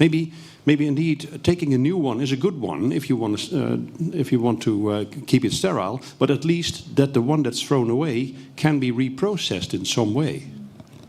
Thank you very much. Whilst you will think about that, and perhaps I'll pick on one of you if you're not going to put your hand up. Let me give you some information from citizens. So we've spoken to 2,024 citizens last year as a lead up to the elections this year, and we launched a report called Voices, 2024 Voices. And we ask a number of questions of citizens around things like cost of living, what do they think about climate, trust, etc. And it's quite interesting that we had, I'm just going to pick out, I'm not going to quote each of them, but you had a woman from Belgium, Lotte, between the ages of 31 and 40. You had Anna from Begonia in Spain, 18 to 30, and Andre, who's 31 to 40, from Poland. Very different places, saying exactly the same thing, that we need to be thinking about we need to be thinking about making sure we make the connection between the impact of climate on our health, and that we need to radically accelerate the use of digitalization. One of them quotes that, having drones that are able to capture hornets, for example, and create a different system of, air pollution, health as well, using technology of drones to do that in a different way, as an example. So you've got people from these various age groups across Europe saying they get it, they want to make it more, and actually use technology even further in how we are managing our present and have to think about our future. Any questions further? Any kind of comments? I'm catching the eye of an emeritus professor by the name of Frank. Please, share your thoughts. Frank Rademakers, KU Leuven, Belgium. Yes, technology can be a solution, but as it was measured, as was said already a couple of times, it's only in the way that we use it. And we have to show for every technology that it is doing what it is supposed to do and that the effect of it is really helping the end user, being the citizen or the patient. And I'm always a little bit hesitant of new toys for boys, where we say, oh, this is something fantastic, we have to use it, we have to do it, without showing it in an appropriate scientific way. It's also the fact that the healthcare providers, the physicians, etc., will only trust devices and new technology when they've been shown to have scientific proof of efficiency and effectiveness. And that's true for hard technology, it's true for software, it's true for AI, etc. So, yes, technology is important, but please let us do the proper scientific background to show that it does what it needs to do. And would you be a supporter of, because at the moment we know that the research and the data collection, the trials, goes on for years, right, before we get things to the market. What's your response to using quantum computing and be able to accelerate? I mean, isn't that what happened in terms of the vaccine that came that we were able to create in such a short period of time? But I might be wrong. Yeah, but again, it's the computing power is one thing. But again, having the proper trial setups to show what the effect is of whatever the treatments that you're devising, that's crucial. And I think we've been using RCTs, randomized controlled clinical trials, and they're very good because they have a cause effect. You can show it. But there are many other ways now in registry type of trials. There have been new possibilities in real-life trials where we can show also the effectiveness of new treatments. And they're less costly, they're faster, and they're much easier afterwards to implement results of these trials because they have a much broader background of people in which they were tested. So yes, again, technology can help, but I think it's also in the way that we operate new trial designs to show the way that things are really working. Great, thank you. That combination is always important. Let's not use the principles of good science. Okay, I'm not going to flog a dead horse because I don't see any hands up. So I'm going to go back to the panel. But thank you. I'm sure you'll kind of have other issues to raise in due time. I'm going to go to Evelyn, if I may now. You set up something which was quite interesting as a doctor. Wanted to create an alliance of doctors that felt and believed that greening the health system was important. Tell us a bit about why. And you've grown exponentially, but tell us a little bit about that story. What was the kind of how do you manage to get even the small group to be convinced that it's the right thing to do when you're meant to be, looking after patients? I think it has already been said before, but also for me as a young medical doctor, and idealistically, I'm doing my job because I want to improve health of people, and then just seeing all the waste that we generate and all the medications that we just throw away because, they haven't been used, or all the plastics, all the emissions. And then there are reports like Marina's that really opened my eyes because they translated what I saw on a daily basis with the bigger picture. And then there's this paradox where I want to improve health of the individual in front of me, but through the back door I'm polluting that much that I'm actually contributing also to unhealthy planet and therefore unhealthy people. And I think we shouldn't be blind for that, and we can do it differently. So a couple of years ago, luckily I wasn't the only one who thought this should be done differently, and I found some like-minded people, and we thought, well, maybe we should just organize in the Netherlands a network evening where we bring together the people that work on this. And by that time, that was 3 years and 3 months ago, we had 16 such groups. And there was a group of green surgeons and a group of green gynecologists and green GPs. And we brought them together. And it was Wow, we would love to watch that conversation. Great, gynecologist, great. Go on, carry on. Yeah, but the beautiful thing is we all had the same goal in mind. And there was so much energy that evening, we thought we have to continue this. And then we called ourselves from that moment, that evening onwards, the Green Health Alliance, or in Dutch, de Groene Zorgalliantie.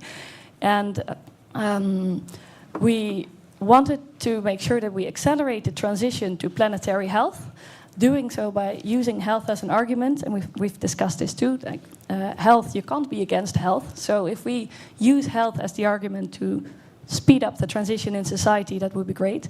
That on the one hand, and on the other hand, we want to make our own practice more sustainable. So then, 3 years, 3 months later, we're no longer 16 of those groups, but 200. And I think we reached the full scope of the healthcare sector. So we have physiotherapists, dietitians, scientists, everyone related to health, and each of those groups represents hundreds to sometimes thousands of healthcare professionals. So we've grown in such a short time to thousands and thousands of healthcare professionals that want to work to planetary health and making our own practice more sustainable. And then we focus on 3 key areas. Mm-hmm. One is sharing knowledge. And we do so by, we have a Green Health podcast, or we published a book, Green Health, Green Planet. It's in Dutch, but if we find a publisher, we will soon publish it internationally as well, because it's almost sold out in just a couple of months. So you do know, just across the road, the EU has a translation service which is on par with it, and it's free. Just put it in the system and you'll get it. So perfect. Might want to think about that. Go on, carry on. Translation service and a publisher would be perfect.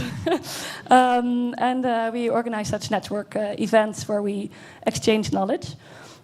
Maybe to Frank's point about, digitalization is always mentioned as that's the opportunity for more sustainable healthcare.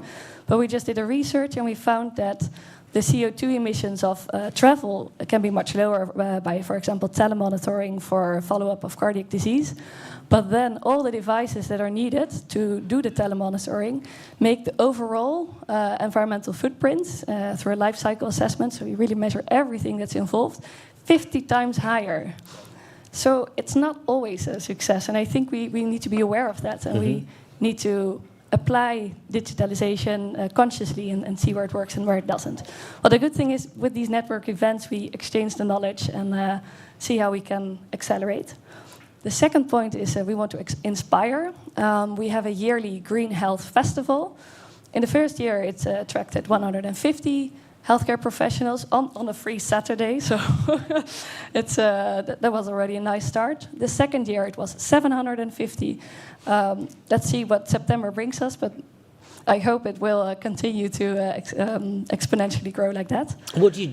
You do get drunk and talk to each other and say party. What do you do in that festival? About the alcohol part, I don't know. That depends per person. But in such a festival, we have lots of workshops of the ethical questions that should be discussed in this. But also, how do you perform a life cycle assessment? Like, how do you measure your advancements in sustainability? And what's the third thing you said you're going to do? And the third thing is that we use health as the argument in the whole transition in society, and we do it within the healthcare sector. So we convinced our Royal College of Physicians that being aware of the climate and health relationship and also actively act on it as a doctor is a responsibility of a doctor, and that's now one of the 15 codes of conduct. So it has been adopted as the responsibility of doctors. But also we have a large integral health agreement in the Netherlands, het Integrale Zorgakkoord, which is like the entire sector, and sustainability was not going to be included in it. And then we lobbied like crazy until we had sustainability into that, and I think that's also a big milestone for us. But we also do it outside of the healthcare sector. So we, at the COP28, together with Healthcare Without Harm and other international organizations, we lobbied for several years, and we managed to get health as a special day, a health day at COP28. And I think that connection, health and climate, is super important. But also in the national news, we were able to share the knowledge. A couple of million Dutch people watch it. And one of my personal highlights is that we managed to get it into the Libelle. For the Dutch people, this is the most commonly read housewife magazine. And I was rewarded the Libelle Star for the efforts, or nominated Libelle Star. But also, for example, we got an award from the Dutch Financial Times, het Financiële Dagblad, for linking climate change and health. So we tried to do it on a political level, on a societal level, but also within our healthcare sector. And it gives me a lot of hope, because before that, reading the reports of Marina, they are quite sobering and sometimes depressing, and I could really lie awake in my bed and think, wow, where are we going? And then if you see how much energy is actually there and how we're accelerating, it gives me a lot of hope. And there's so much energy, bottom up, and so much willingness to collaborate. So if you think you could use our help, or if you think you have something that could help us, I'm super eager to get to know you and see how we can accelerate together. Thank you. It's so great to have a doctor on the panel like you, because you kind of dispel a lot of the myths, given the way you're talking and expressing yourself. Two things.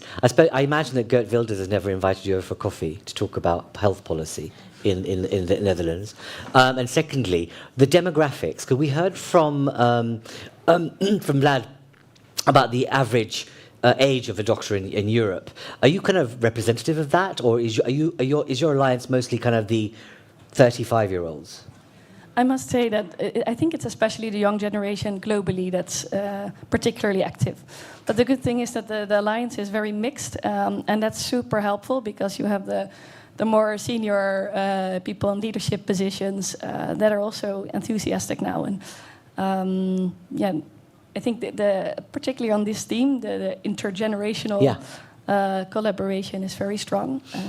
And have you kind of bitten that very, I suppose, controversial topic of procurement?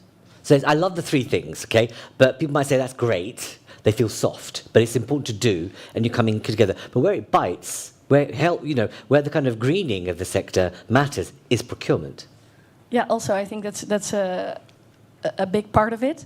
But that's why we also link within the healthcare sector. So, for example, the health insurers in the Netherlands, we have a very specific system, but they have a big power also in procurement.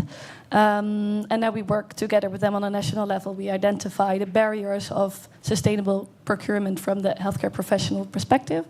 And of course, it won't be solved overnight, but I think these are good discussions and quite productive discussions to have everyone on board. No, indeed, Evelyn. I didn't mean to kind of give you just a difficult question deliberately. It's just that those are important. You're doing a fabulous job. And I think the fact that you're presenting in the way you are is absolutely essential to kind of demystify, but also create a different kind of model of what a healthcare professional is about. And so, really, really good for that. But I think sometimes we need to think about where's the worm in the system that can really change things. Procurement is one of those. I'm not asking you to ask that question, don't worry. I'm just saying that we have to think about the fact that there's supply and demand, but there's also how you are able to, I suppose, jumpstart something from within that makes it different. And money and procurement are two of those things. But thank you for your contribution. We can come back to you in a moment. I want to move to Sharda Das. You are the kind of Secretary General of the what we call the Standing Committee of European Doctors. And so, kind of nice segue from what Evelyn's been saying. Why is this agenda important to doctors in Europe, from your perspective? I mean, is it an upward hill struggle, or is it something that you find that amongst your members that they're getting this? I think, first of all, thank you, and thank you very much for the very interesting discussions already. I think that this is really a topic where we see quite a quick evolution. So our efforts on this topic have going back more than 15 years. But to begin with, I think there was a lot of individual interest driving this. And I think there was also a lot of, let's say, surprise or novelty of doctors getting involved in this topic. Also, as was said, I remember members of ours going to COP together with a delegation of Healthcare Without Harm, etc., etc. And that was quite a kind of a new type of approach at the time. And there the discussion was all about climate change and health. So, and I think that has really increased. And now we see, in addition, a lot about this discussion around climate change and healthcare. So what is actually the healthcare sector able to manage? And as you already said, some of these things are really at low scale. It's about procurement. We've heard very interesting examples in the past of hospitals even changing the composition of how they put out food to patients to reduce food waste.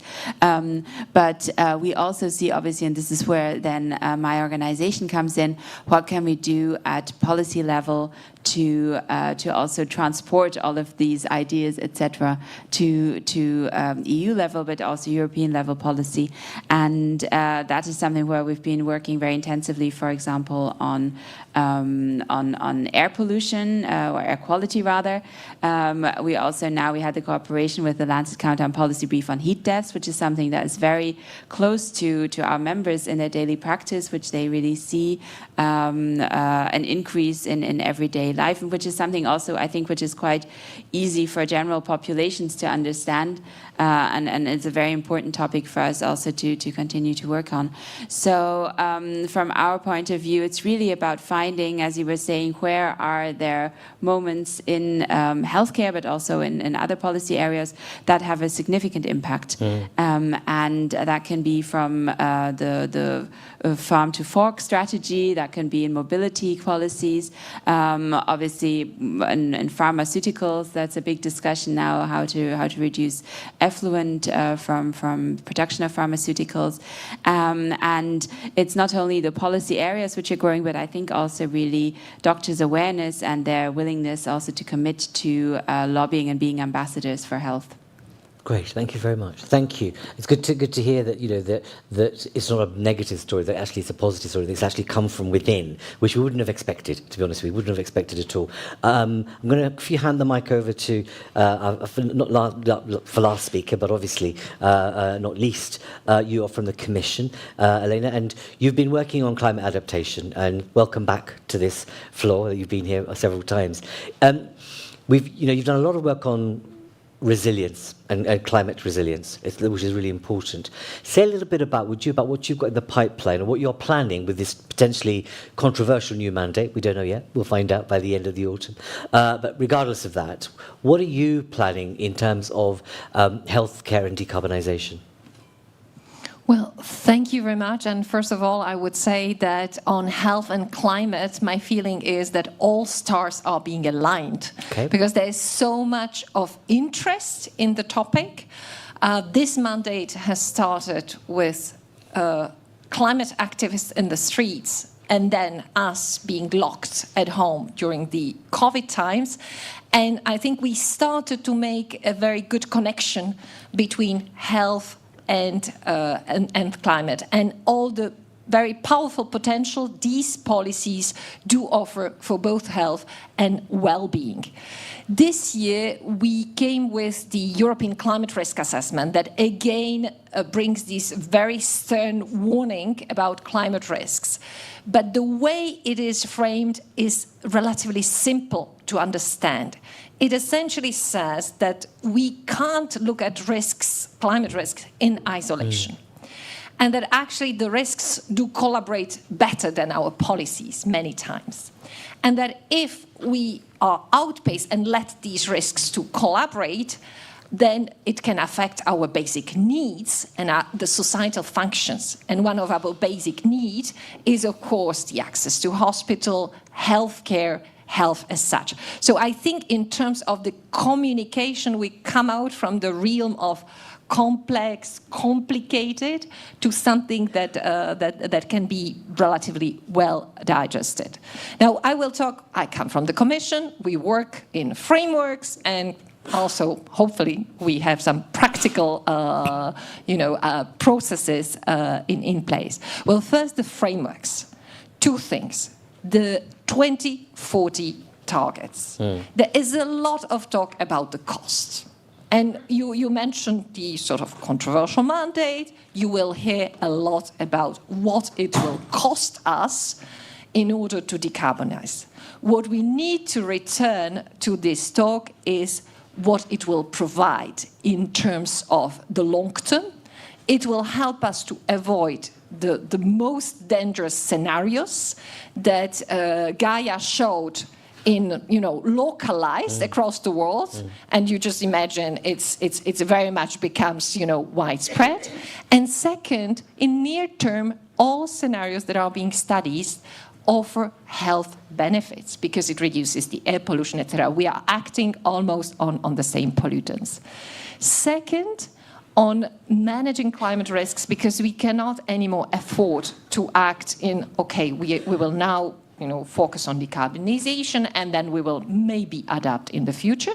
We have to do all of it at the same time. That's complex, but there is also beauty of it that you act on many of those sectors, like health, where on the one hand, of course, you go with the sector and the greening, but at the same time, you try to reduce the risks that bring people to the hospitals and really lead to the overflow and to the capacity crunch, whereby we offer measures for protection of workers against heat, which is one of the major risks coming out from the risk assessment. Countermeasures like vaccines, because let's not forget that the climate-sensitive vector-borne diseases indeed are already in Europe. So it is very much necessary to work on it. We have the HERA that was established during this period is the Health Preparedness and Response Authority that is now also having fully equipped with the possibilities for measures. So if you want, the path is there. We need to capitalize on what is out there and to continue. I really plead for continuity. In Europe, we have sometimes the mindset of jumping from one to the other, falling quickly into the Sleeping Beauty position, complacency, etc. So let us not fool ourselves by complacency. We just need to continue in the same effort as we are here. Now, on the practical side, we have a major collaborative effort, and it reminds me a little bit of yours, Evelyn, but it's the European Climate and Health Observatory. And there we have the health professionals and the climate scientists around the table with all the necessary agencies, taking care of occupational health, food safety, WHO, you name it, discussing topics like how to help the health professionals, how to train them, how to raise awareness, how to work with the national health systems, because let's not forget, we are still, as a commission on health, we are more in a supporting, coordinating, helping position. That's not very much top-down, you can edict a guideline and that goes. How to work on monitoring, early warnings. I fully agree, the prevention is so important, but it's still like the invisible part of the iceberg. Nobody wants to go there because it's just, it's not necessary, at least that's the feeling. So on the European Climate Health Observatory, we are preparing, a work plan with all these partners. We also have a strategic agenda on innovation for climate and health. And, Horizon or our research budget is one of the biggest in the world. Exactly. We never say it so openly and so explicitly, but we have huge public funding for societal challenges. And very importantly, it would sound to you, technocratic, tools, smallish. We work on indicators. We really need to start measuring, visible parts like heat-related, morbidity, etc., because this needs to be then translated into clear messages, and this will then meet the eye, it will meet the ear of the politicians who will start talking about it. So we are now pushed by the COP, by the international level actually, to work on these indicators in different target areas, including health.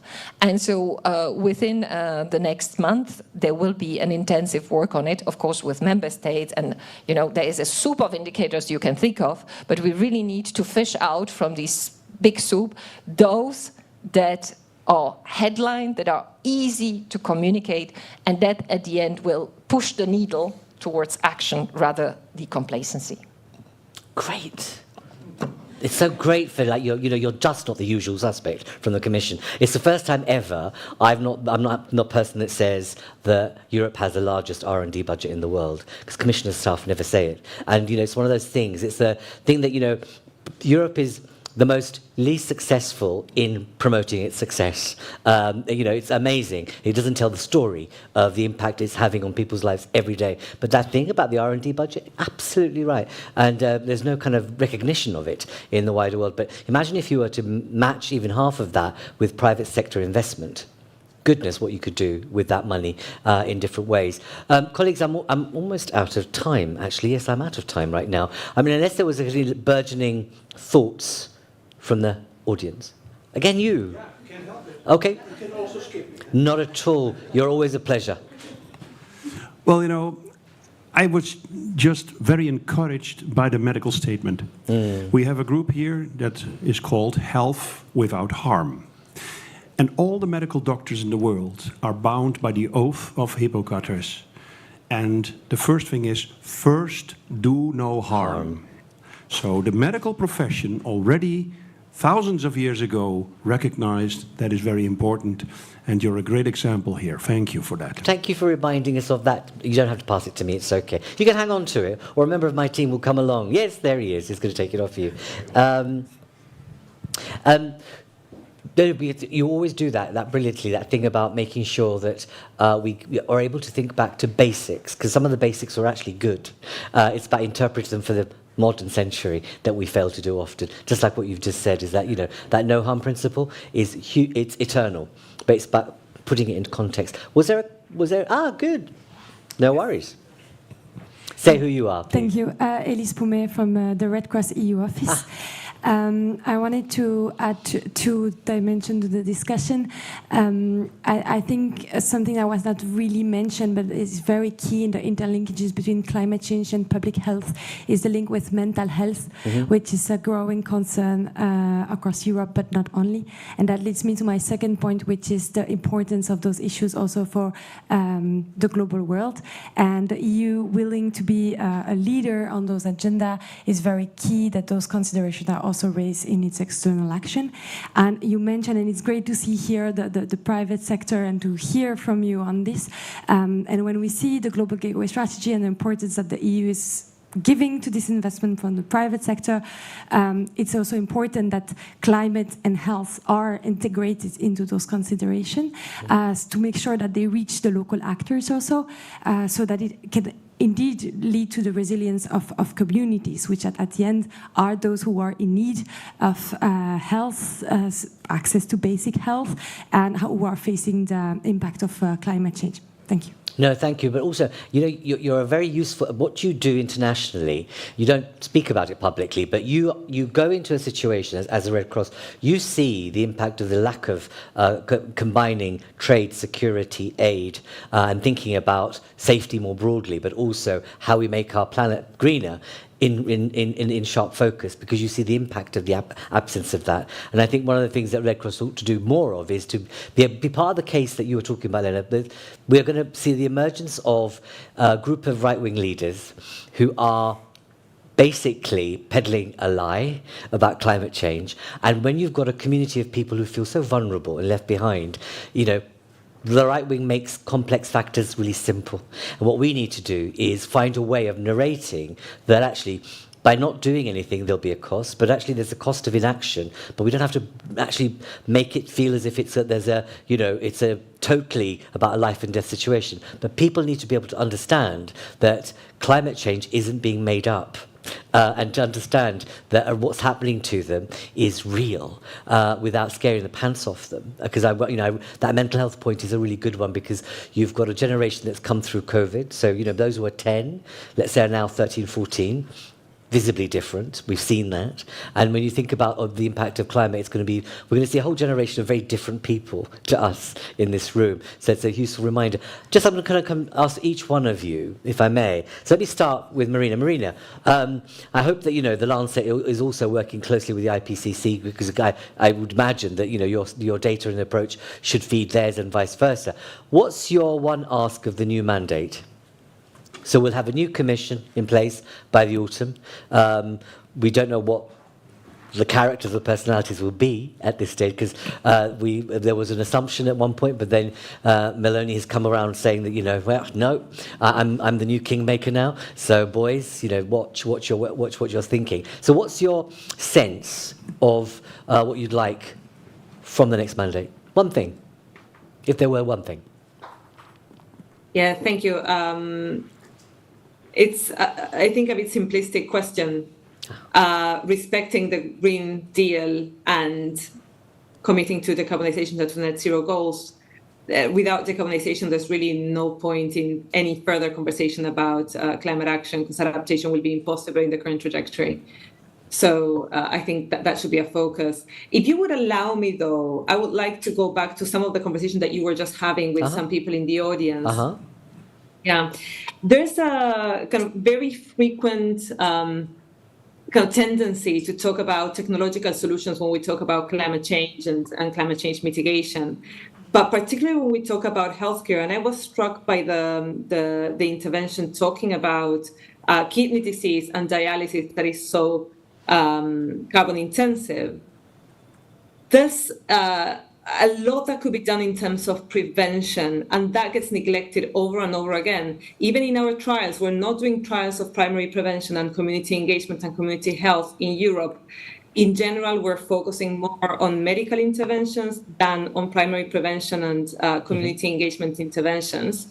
I was speaking at the Royal College of General Practitioners here in the UK, and there was a wonderful case study about how they managed to reduce the demand for dialysis from kidney patients by strengthening community care and strengthening prevention. And they were focusing on the carbon footprint reduction associated to that. But I think we should not even think about carbon footprint. It's about patient well-being and healthcare costs. So efficiency and prevention needs to be at the core of everything that we do. And efficiency in the management of resources, not only on the health sector, but also in our complete consumption of any sort of resources, needs to be at the core of how we tackle climate change. We cannot be counting on technological solutions to keep unsustainable lifestyles, particularly as we have them in Europe. And I think that is a very important point to be made, even as we talk with private sector and with technology solutions. Marina, you said what you want from the next mandate brilliantly, absolutely. Because you draw the example of the kidney and the dialysis, etc.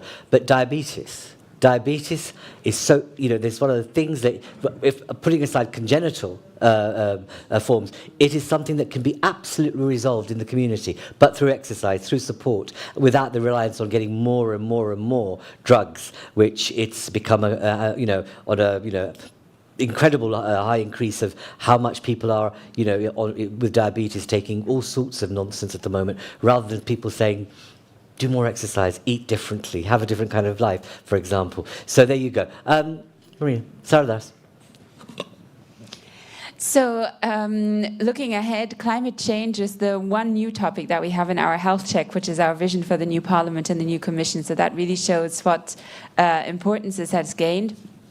I think the message on prevention is very, very important, and it's important. That's why I was saying we need to cross boundaries. We need to tell the people regulating vehicle emissions that they are actually in the position to prevent ill health, which they might not have really on their agenda. And it's so important that as a health sector, we go out and we make these connections where these connections are not being made. Otherwise, we very much believe that the Commission's policies must be continued. The ambition must be strengthened. We also have international partners, and we we have to explain to them, well, yes, we have new legislation on air quality, but they're still not aligned with WHO guidelines. So we still have way to go there. And I think working all together is something that we can achieve.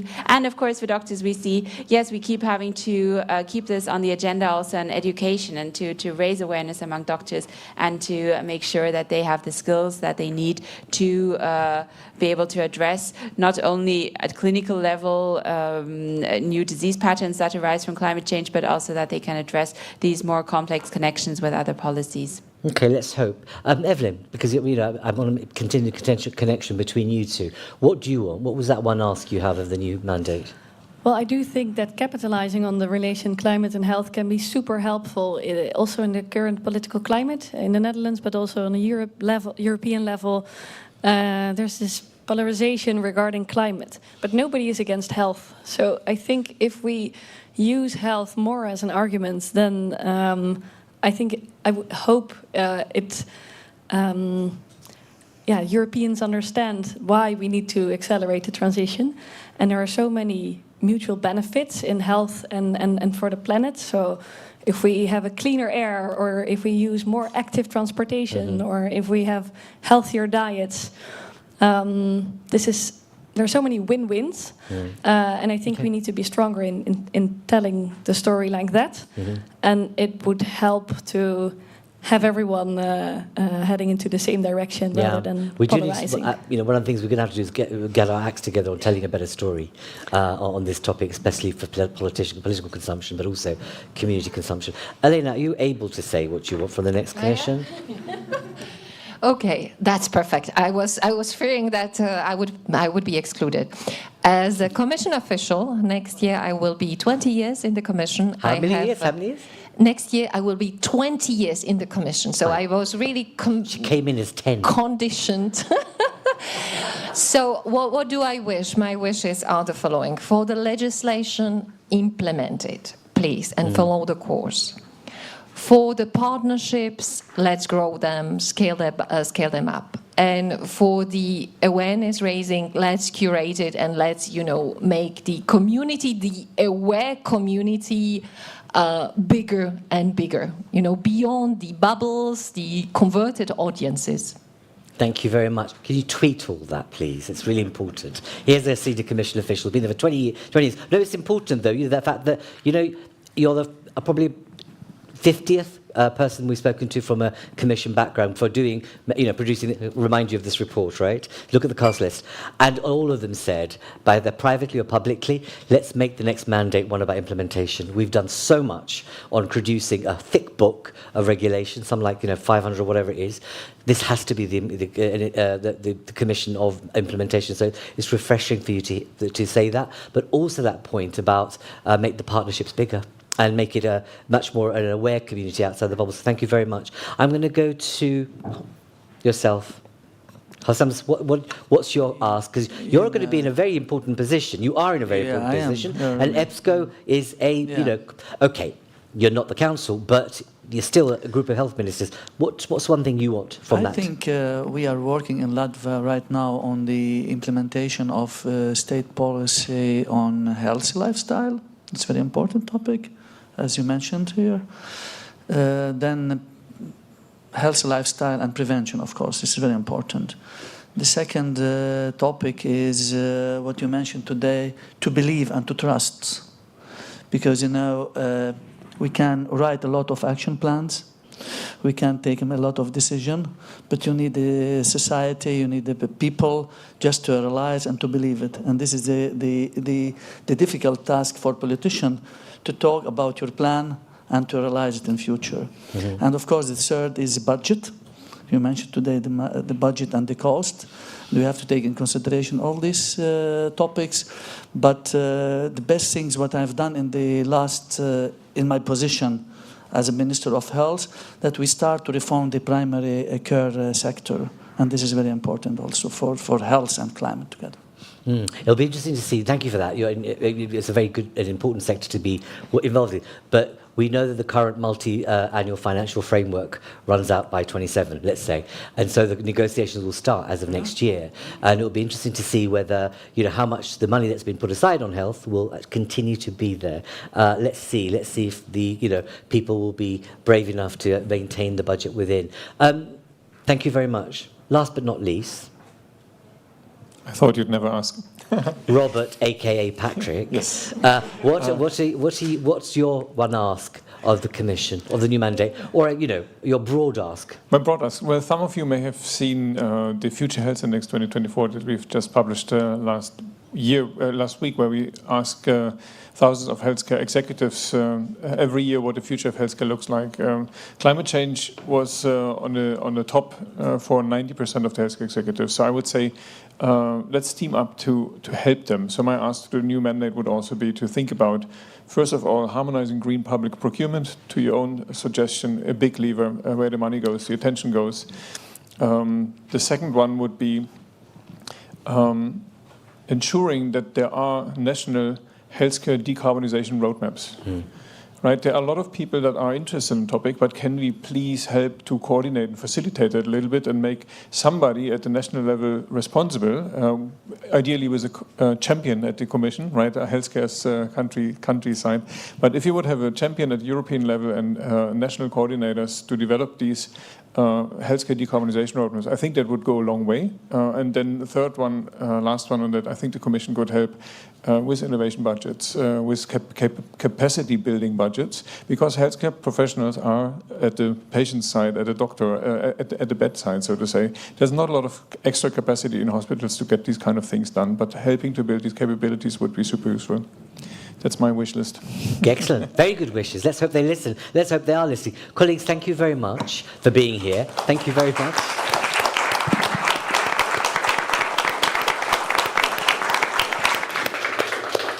In our, I spoke to you about the fact we spoke to 2,024 people last year, in the last quarter of last year. We asked them the question about security issues, like, because the Ukraine war's on, we see what happened in Gaza, etc.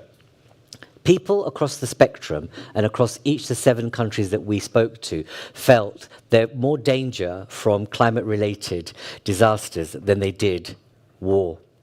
So just remember that. That's how people are feeling at the moment. Despite a war context, people are more scared about what the natural disasters and the extremities will do to their lives, more so than guns. So on that rosy note, but the rosy note is you. That being here and being so engaged and having a fabulous panel. Thank you all of you. And keep an eye on our website. We have another event happening next week, actually. It's on the 13th, where the Environment Agency is launching a significant report on this topic. I'll be there again with a group of colleagues. I've got the date right, the 13th, right? 3rd. Thank you. I'm so glad I checked. The 3rd of July in the afternoon, where we'll be launching with the European Environment Agency a major report on the transitions and how to mix climate and health and other matters all in one place. So thank you all very much, and thank you, and take care. Have a good week. Thank you.